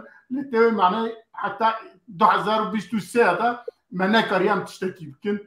قالوا بدي تناتا تشيا راس كسيامند أجيل قال حردها ولا من يعني وقت البيا لا في بنر برانياي ولا مخابل تشتي تجا يعني بيجومان يعني هبونا وقالكي جرينجا هبونا حردو هيزا قالكي جرينجا جو كاركي خوي باش بكن يعني بيم سر برساتيا بيشي دما تبحث زمان كر يعني دما جو يك زانينجها كي عبابك فكان بيجن زانينجها روجاوا دبيجن ما افكريه دبيل سر بنجهك زانستي بي افكر شاوا دبي يونسكو كيماني بيجي اري هون راستن كادري وباش برتوكي جهون ددن شاغرتان تماما ودمي يعني او دبلوما جو دستينن وێچەخی کارت هەمی وڵاتین جیهانێکی کار بینە دێبەلێ ئەە 12 سال 13 ساڵێمە دەبێژە بامە ئەو زانینگەه چێکریە ئەف شاگرتێن گۆژێ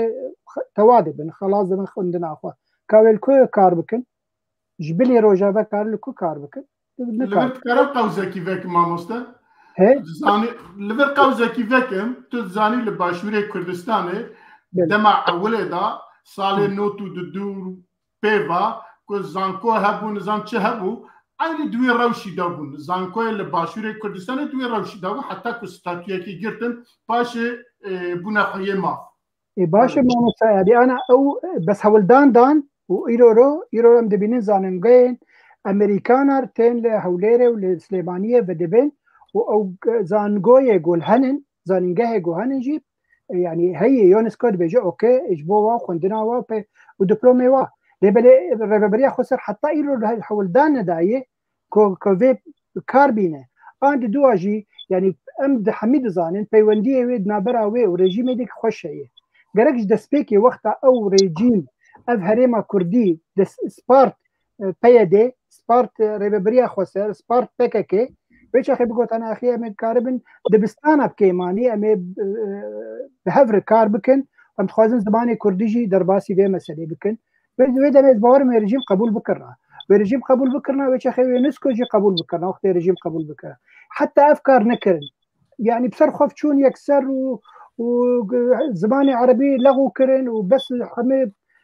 يعني برتوكن جوجو انا دبستاني فير دبن خلق بس يعني او ايديولوجيا وانا ايديولوجيا بكاكي جبر برتوكي والفرجه مهنن يعني وقتها تدخينه يعني ابن مثلا قلت زاروكا كيفير بك زماني كردي وتوي هزري بكاكي تتخ سريويله يعني نبو من دبستان ابو وك اكاديميك لشكري جبو بكاكي يعني براسي حتى كاريغو كرنجي كاركي يعني كاربيج نقل كي باشا يعني كاركي نباش كرنن او دبيجن ما ام هريما ود باريزن جي داعش انجي جي اس باور بك يعني اگر داعش عليك كتبوا رقايه ونيزيكي دير زوري بو او تجاني او دزان داعش زانه جو نيزي كار نيزيكي هريما كردي به يعني جبر سياستك واجهه بو هكا عربي سنه بن هكا او اجنده دولتها بن يعني او بلان نواهبون دي ساجي نوا يعني برس و هريم كردي باراستن يجو باراسي دولتنا متويبون يعني امريكا هريم باراسي جو داعش تنبي بانجي داعش كيم به يعني باش بدستي وابو بدستي لشكري وابو اللي بدي ناو يعني ناو فاكتوري كمن جوا قريبون داعش براوستين ازرقرم سياستها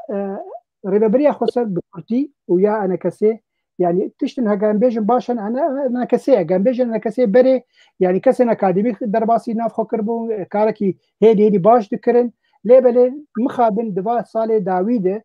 بريغو انا كوميتا ويانو شبه كسي جو ببو سروكي انا كسي قال لك انسان اكاديمي دور كرن كسن شالاك دور كرن يعني او انا كسي خص واركي كراسك باسي فليكر قلت كاركي ولو بالكيش بك نكر يعني اوجي بقول بيجن قناغه درباز انا في قناغه نوهاتي ازبارم يعني كوميتا قواتي هالبجارتن انسان ازوانازك شخصي باشن هجر كار باش بكن يعني بيشرو جده بيغمان يعني هاي مكاسيه جنبيتن دناف دكفي ناف جيفين الدوله ناف تويد ريا كوالشونا يا عربيه سوريده بحث قد يا كردي دكن تشتي تاني زمان قال لك باجبو وقتها بيترشون تشكي واحد بيجي سر كردا قالك اف خاله هانيكي حردو آلي حردو هيز قالك كاربانينا بشون جنب كير بيترشون بقولتان تراز بيجي وام هنن ام هبون ام هي ام كاربن يك هالوسه بسينن ام كارب خدير في هالوسه تقدر كفن بوبو بيشروجه ببه بنجهك جمره شد دستور سوري دبه شد بيشروجه سوري دبه انا كانوا سروي خارجي ليبل كارن كريت يجو تيكرن جالي ريبريا خسر يعني قال لك زي مثلا انا كسيجي يعني صوتي عبد الله جان قال لك بربونن بيدا ما داوي وحرقوا بردبه تركيا تيل كادري واجد كوجي ودبيدا ما داوي تشار كادري واقشتن وكادر نواي مزنبون هذا دوا خلق خصنا زندان هذا يعني خلق انشالاك كرد انشالاك دخل زندان هذا يعني ابجي كاري ريبريا خسر خلق قالك بنابر بون وكك سيامن قلت يعني بنابر بونا قلت شيء حتى إيرو رو كسن جوج هريما كردي درافين كرتنين عرب باراسين دولتي عرباره وهر وكي جريبه بريا خسر باراسين بري واهن معاش واهن تشكي وسلاح ودست وادن خاكا هري مزن يا زراعتي الدست وادي برنجك جرنجا يعني تشتك بواناي حتى في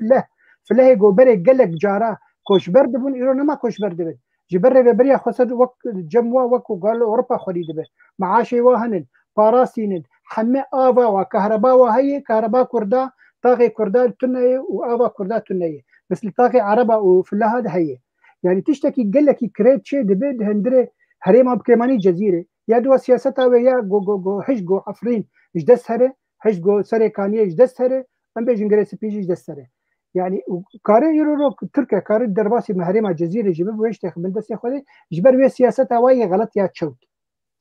ام بين سر انا كسي واجد دفج هريمي بردا يعني اف غلطه هري مزن ايرو حمي قياده اجان بيجن سر كردي يا انا كسي وبارتيين كردي حمي لباشوري كردستان دمين بوتشه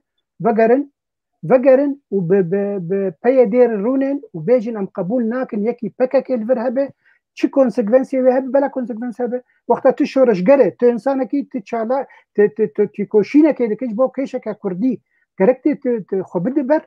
تخد كسر كرد هما بترون الهوليري وتخارني بخو كبابا بخو وتنظيراتها بكي قال لك تشتكي جاكي كريد دمينه كاركي ناكل هر وقت بيجي يعني ايرو او لهريما كردستان باشورن چندی پنابرین ما زیدی 200,000 کرد می روجاوای کردستانی د پنابره دنه د کامپا دنن یکی جوا سردان وا کامپانا کونا بجنکا روشا واچیه حتى قال لك جوا غازني وهنن وغازني وناجين الرجيمه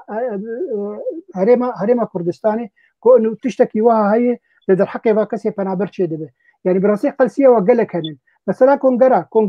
قال لك شيبون يعني جي بارتيه كي بون چن بارتي يعني كونغرا هيفيك ما بو دي بارتيه ديمقراطي كردستاني سوريا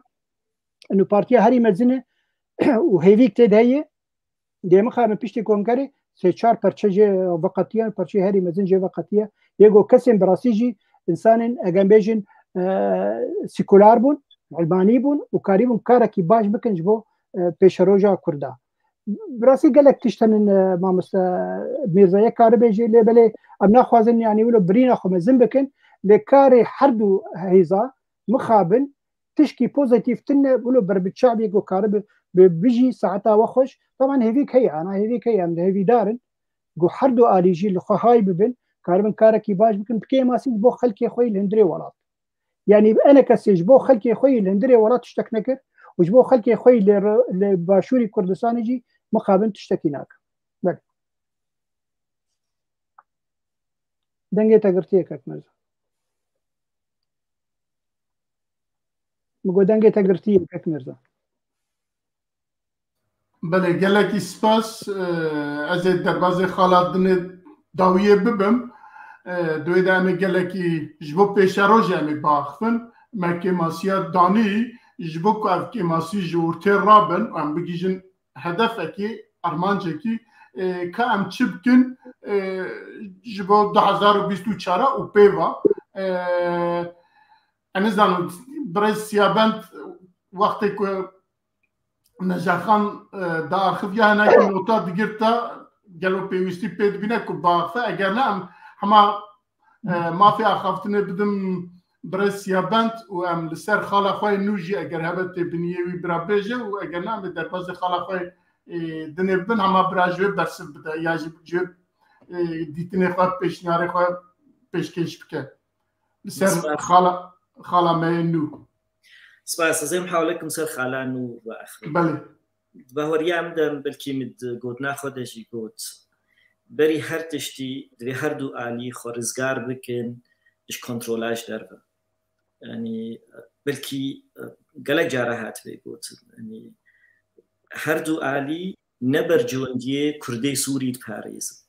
برجو بشجي برجونديه بشك كردي عراقي دباريزن أب أنجمانان اجتماعية آلية دي برجوندية بشك كردي تركي وأف بيغاكاية باريز هر دو جينهات نهريمي جبوي براستي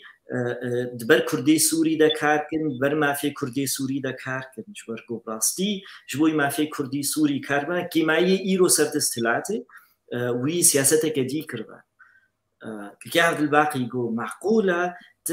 عربي المنطقة ما بباريزي هجمارك مظلم جوا عربة جو تشيستي حفتي دا نظامي بزوري آنينا هريبا مجبوي جو هرتنا كديموغرافي تشي كتبات رب هلال بحموج كاخوندية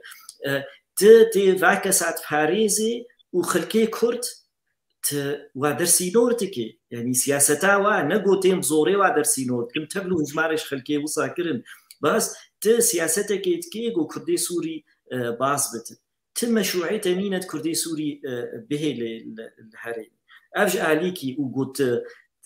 وكا كسيسر دستلاتي دوي بري هرتشتي أو كسيت المنرتياوات كيت برجون ديوا بباريس وستاتيستيك وسياستا وصالي تالي جبرد دي خيا كرن جو أفناي كرن باستيج آلي إداري هاتية خزمتا بيكا كاكي آلية ديوا أنجمانا نجتماني جو جهي هيفيه بو وخبر خوها نجاح وقتكي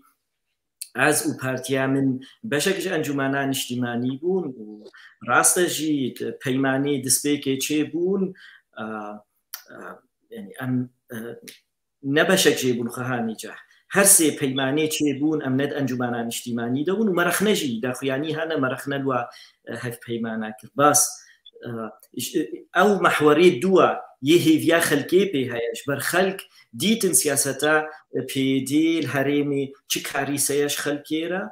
دیتن گروپا که تنی استفاده جوی سیاستیت که نکردی سوری استفاده کن برای خودانا انجمانی هیوی کواب انجمانی هاو بس انجمانان اجتماعی اثبات کر گو براستی اوجی آلتک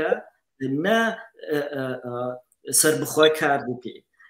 وکمیناک يعني خانة جاح قود سياستا انجماني امجي مسؤول بردا صدي صدا مسؤول يكون بردا صارنا دريش ما خزمتا فيداس هاكر بس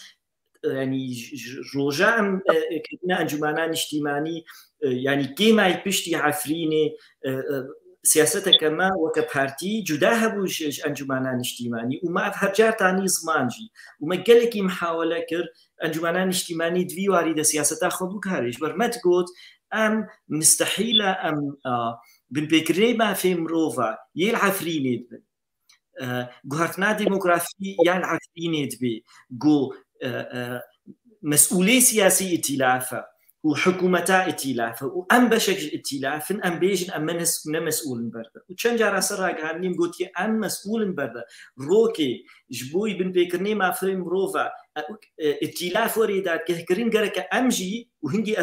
انجماني دبون امجي ورنا كرين ام نكارن بيجن جروبي لشقري مسؤول على قيم جينات مسؤوليتها سياسية قرتيه خو معناه مسؤولي بن بكرني ما في مروفا وما محاولة كربراستي في نقاشي بخنا نعرف انجمانان اجتماعي بس انجمانان اجتماعي او بينش كسي انجمانان اجتماعي بريك ريك ديكتاتوري بريك بدبن ندهش نعرف نقاش ببي دمؤتمر ده دخوازام او دمؤتمر ده افوري گفتگو كرنا بخنا دنگداني ده دمؤتمر ده مثلا شفافيتها سياسي قلكي قرنجا كاخدي كي جمع اداري چه شفافيتها سياسي هاي خوها نجح قتنينا ام نزان بريار شاواتين اصلاً مسدي لفدروني و سرخالا لف اي روجادي و بريار برفاجي و اصلاندن بارتي مسدي بيچاوا مبريار كدي صان والله بالا ابريار صان انجمانان اجتماعي في رنگيه لا يعني على چاوا بريار بارتياما بشكش انجمانان اجتماعي بو بريار سراغهاندني بيد احسان چاوا بريار هاتنا صاندن گفتگو ندهات کرن بارتي سياسيه تيدا افدا خاص او بو گفتگو بارتي انجماني ده ككي عفد باقي دبيجي يعني حديثات قوت هاتنه البجارتن اف كوميتي نو هاتنه البجارتن نه هاتنه البجارتن كي عبد الباقي كارثه ام وكروجنا مفان ام بيجنا هاتنه البجارتن نه هاتنه تعيين كرن البجارتن شيء نبوه كسينه البجارتيه واف براستي مشكله كتاني وقتها ام دسبي بكن خلكينه البجيرن معناه ام جبني بهوريام الديمقراطيه ناي واف شيء بود انجمانان اجتماعي كوميتكنا هاتيه البجارتن حمو هاتنا تعيين كرن بينش كسا او تعيين كرنا كوميتي خو تعيين كرنا و رئاسي هاتيه تعيين كرن اف مشكله كش برولوجي بهوريا يعني تهيفي منينن جو اف انجمانان اجتماعي براستي كاركي بكي قوت بيجي ويش برجونجي كردي سوري يعني تشتكي يعني قالكي زلا ام حمود بيجن قالك دانوساني كردي بردوام بمش برجونجي كرده هردو آليت بيجن آلیه پیده صبح حتی باری سراغ هنی درد کوید بیجه ام خوازن به انجمنان اجتماعی بیجه و هر دو آلیجی بیجن والله مهیبیا امریکی دنج امریکیانه باشه وقتا اون خوازن و دوی بهوریه دنه گوش برجوندی کردای چون مهیبیا امریکیامه تبلو امریکیا و فرانسیا محاوله کرد هر دو آلیا لبنک باشه گو براستی ام برجوندی کردی سوری فکری بان هر دو آلی نه مشروعناش دربه هبانه وی ما يلف كربانه كردي سوري اس خوش بهورم ايرو بيكاكا دستي خو هليني سر كردي سوري وسر بيدي وانجمانان اجتماعي ازاد بريارا خوده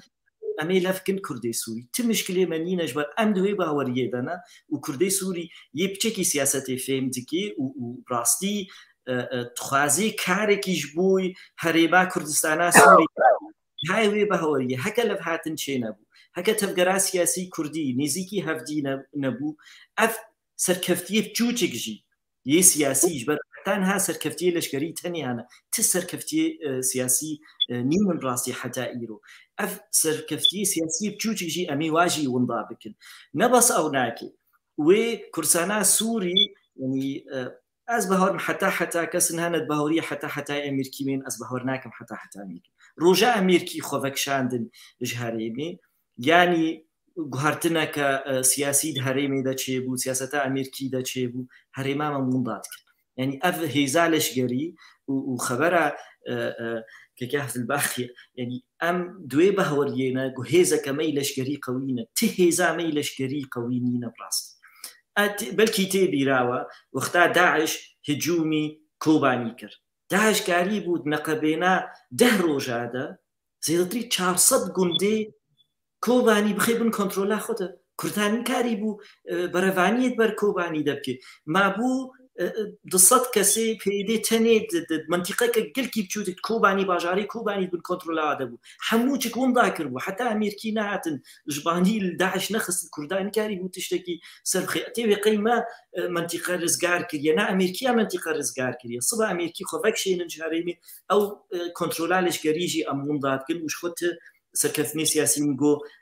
ما دس نخستي بس جبر في أمزانن وقلت تفجرامي سياسي سر بخوانن هاش ليش ولا بهاتنك شيء بس براستي أم نسر بخوانا خلق ما كنترولت كي بيتشاوا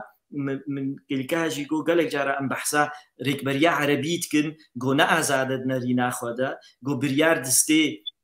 ولاتي وك تركي قطر وسعودية وانا هر جروبك أو بريفات بن يمجي وصايا وام خوش بن في كنترولي در نخن مشكله دباوريا مده گلكي گرنگا بارتي سياسي كردي پفركار بكن يعني سر اسا كردستاني گشتي بس نا بموقفي ام برياراج فيدلا ودستينن اون هر تشتيو كما بكن اون براي مبجوجكن ام براي وي مظنن دوي اون وكما بكن حيف فيرنجي سياسه دبي وما قبول كريا يعني ام هردو آلي براستي هاتنا كرين يعني كيما أزهر جار بيجم بارتي مسادي بازارا بجي أنجمانان اجتماعي بس وحليفي ماجي قلت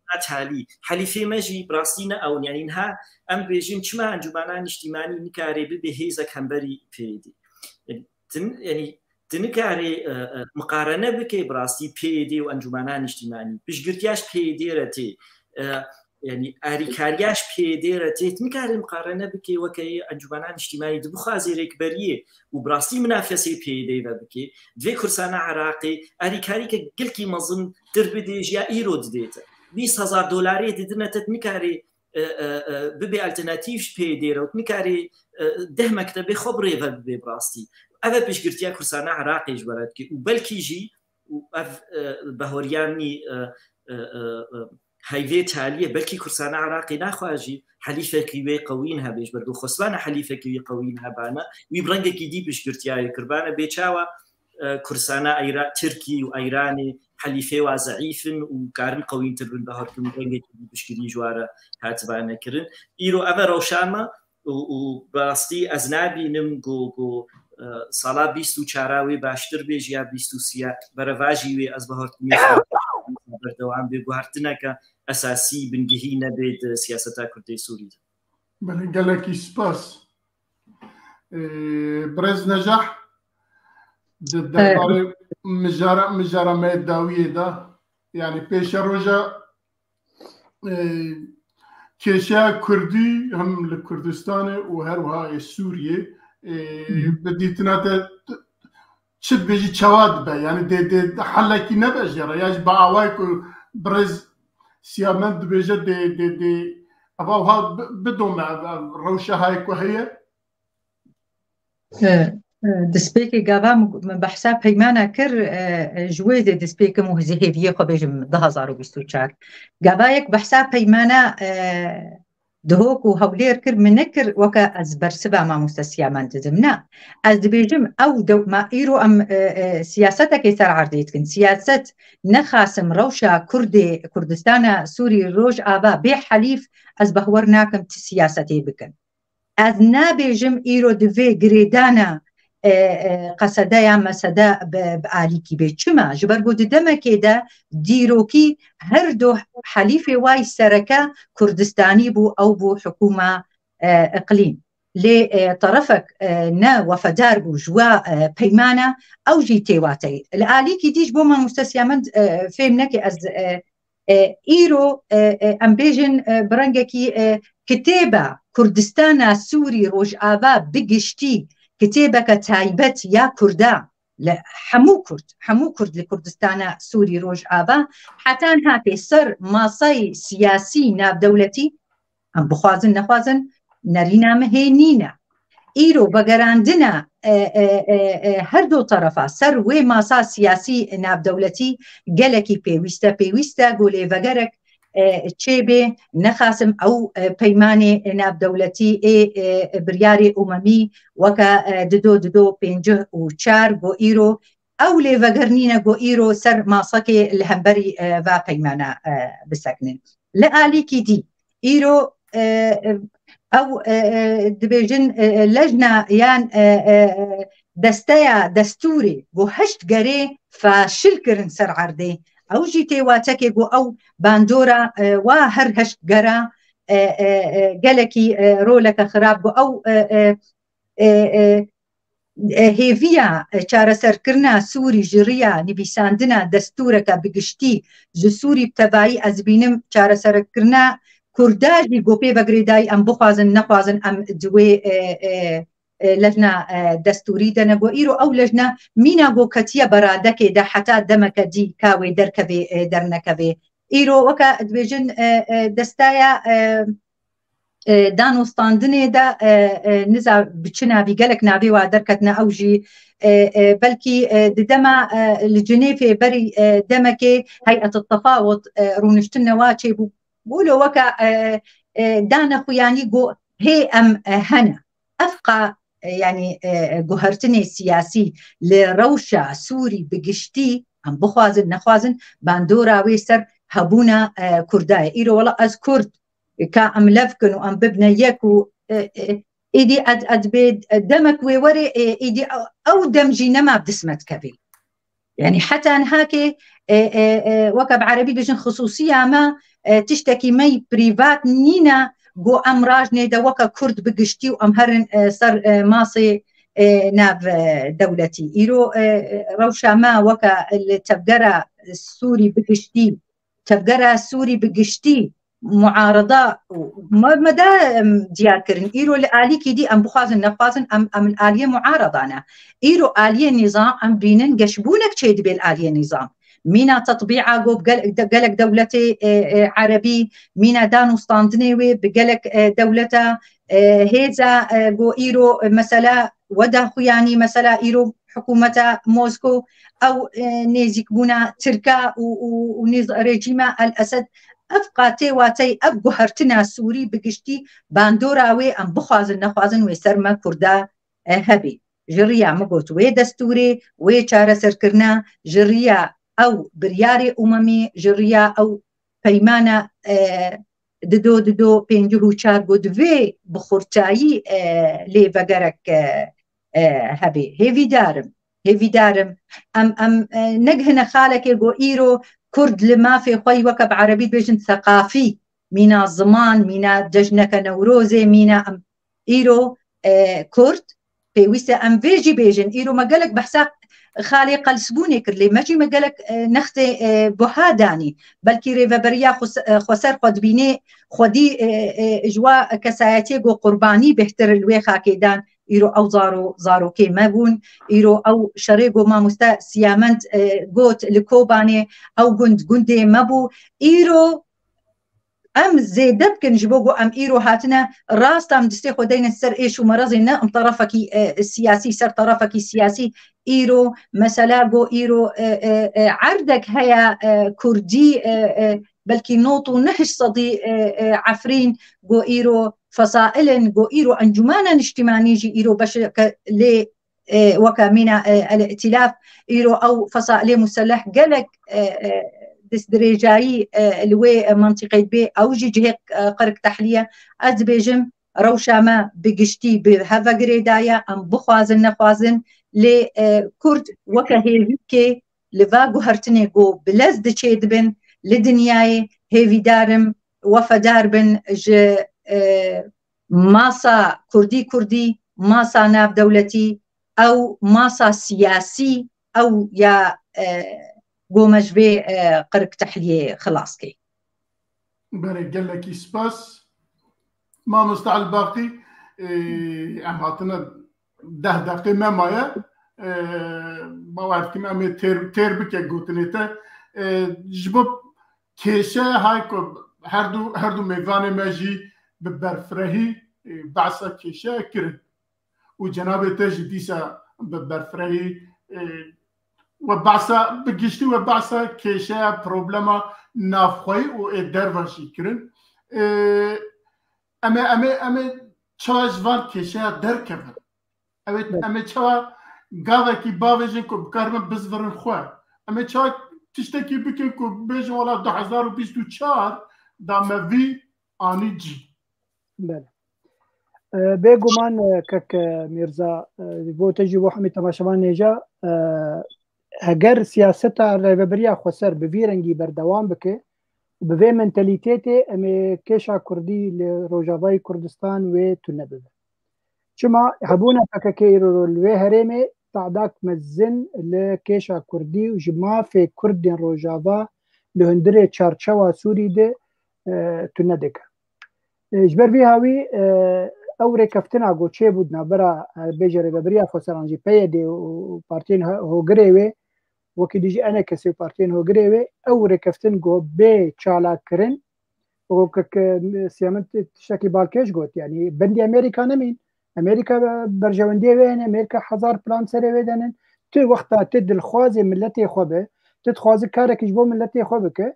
yanî hûn du grûpin dihêzin karin yanî hinekî ew ji armancê xwe dakeve tu ji armancê xwe dakeve yanî eger bercewendiyên wan me bestan bercewendiyên wan mamoste berexsê Amerîka û Fransa wekî Brêsya men jî got hewldan çêkirin dîsa her du nekarîn werin baher yani wana hewldan Tirkiye mesela Amerîka û Fransa tune بێگومان هەریەکە جندا کو هەیە ینی ئەم هەمی دەزانین وەک حالا فاتما ژیل گوت ئەم هەمی دەزانین هەریەک بەرژەوەندیە وان و هەریەک گرێدانەوە بچ دەوڵەتە هەنن ئیرۆت بێ ڕێبەریا خۆسەر دوی چاوێ بچووک لێ بنەرە بەسنەولۆیە ڕێبەریا خۆسەر پێکەکەی گرێدایی بە ئێرانی برێجیما بەشار لەسەر گرێدایی بە عێراقی و دبن ماسێ دە گرێدایی بمخابرات بمیتێ تورکارژی هەروەکی دیژی بە یونانێجی و بە ئەرمینستانێ یعنی هەمی پشتوانیا wê dikin û li hemberî wê jî ene kesiyarê başûrî Kurdistan piştevaniya wê dikin li ber îro ew ê jî şax û paxê xweberdanin yanî jalê koalîsyona erebî jî ew jî piştevaniya wê dike li tiştekî balkêş hebû yanî berî 4 sala dema got pêşmergên rojave bû beşek ji enekesê gerek wê demê wê çaxê bi hêzekî xurt û gelekî xurt ew mesele bigirtana wa geş bikirna خاصة بلشكرن روجي يعني دما قلت لشك إيرو أو هريما روجلات نابين وهاي هقل هيزك تاني لشكري تنبت ونتشتك مثلا سياسي قال لك دور أخو ناليزة بتايبك لهريما ما يعني وقت أو هيزا وخربانة بيشمرجي روجاوا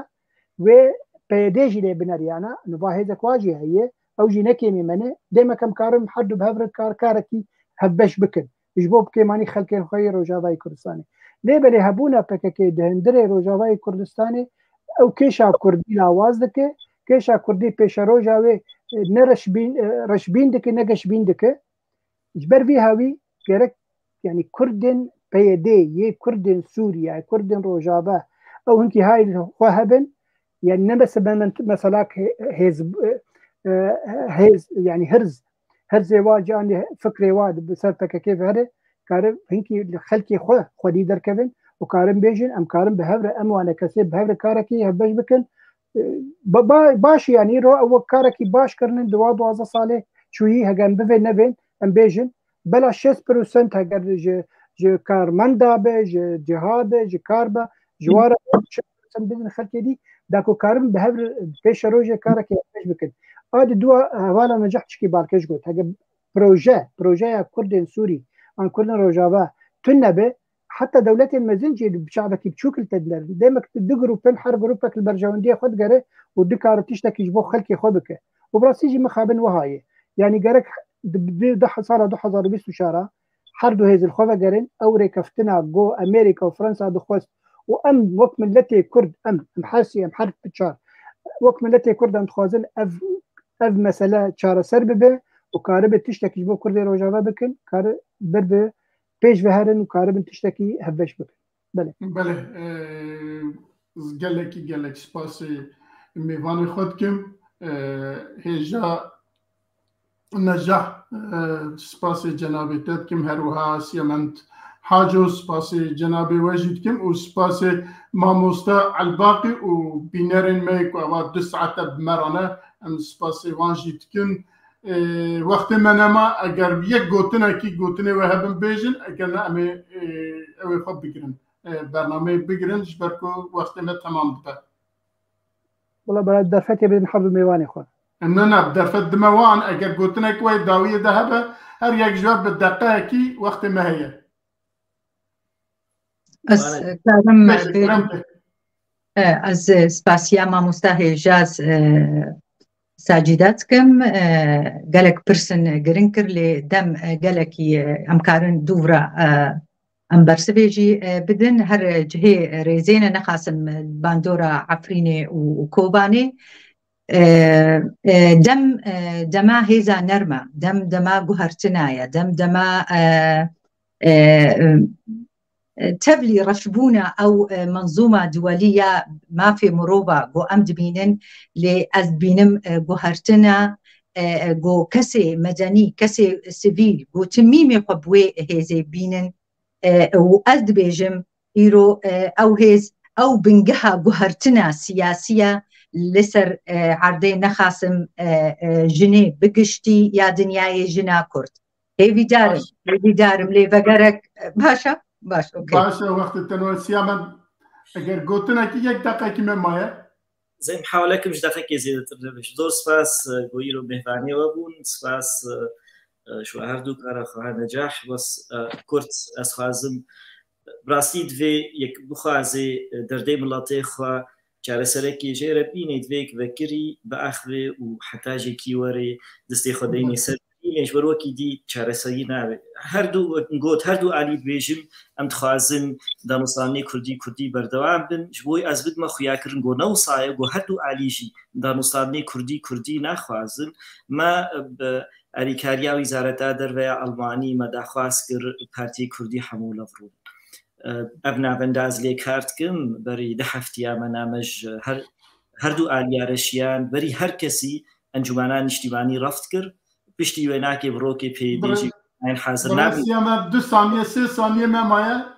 متخص بيجم يعني هكت بخاص ثاني كل جي وني فبرة باخذن بس داخوازي نينا وأصبح ورد اساس شوي روشان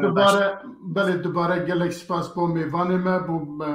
تماشفاننا وبو ما مستعد باقي جي حتى برنامج دين وانت بهذا بمنن خير وخشيدة وبخاطرنا.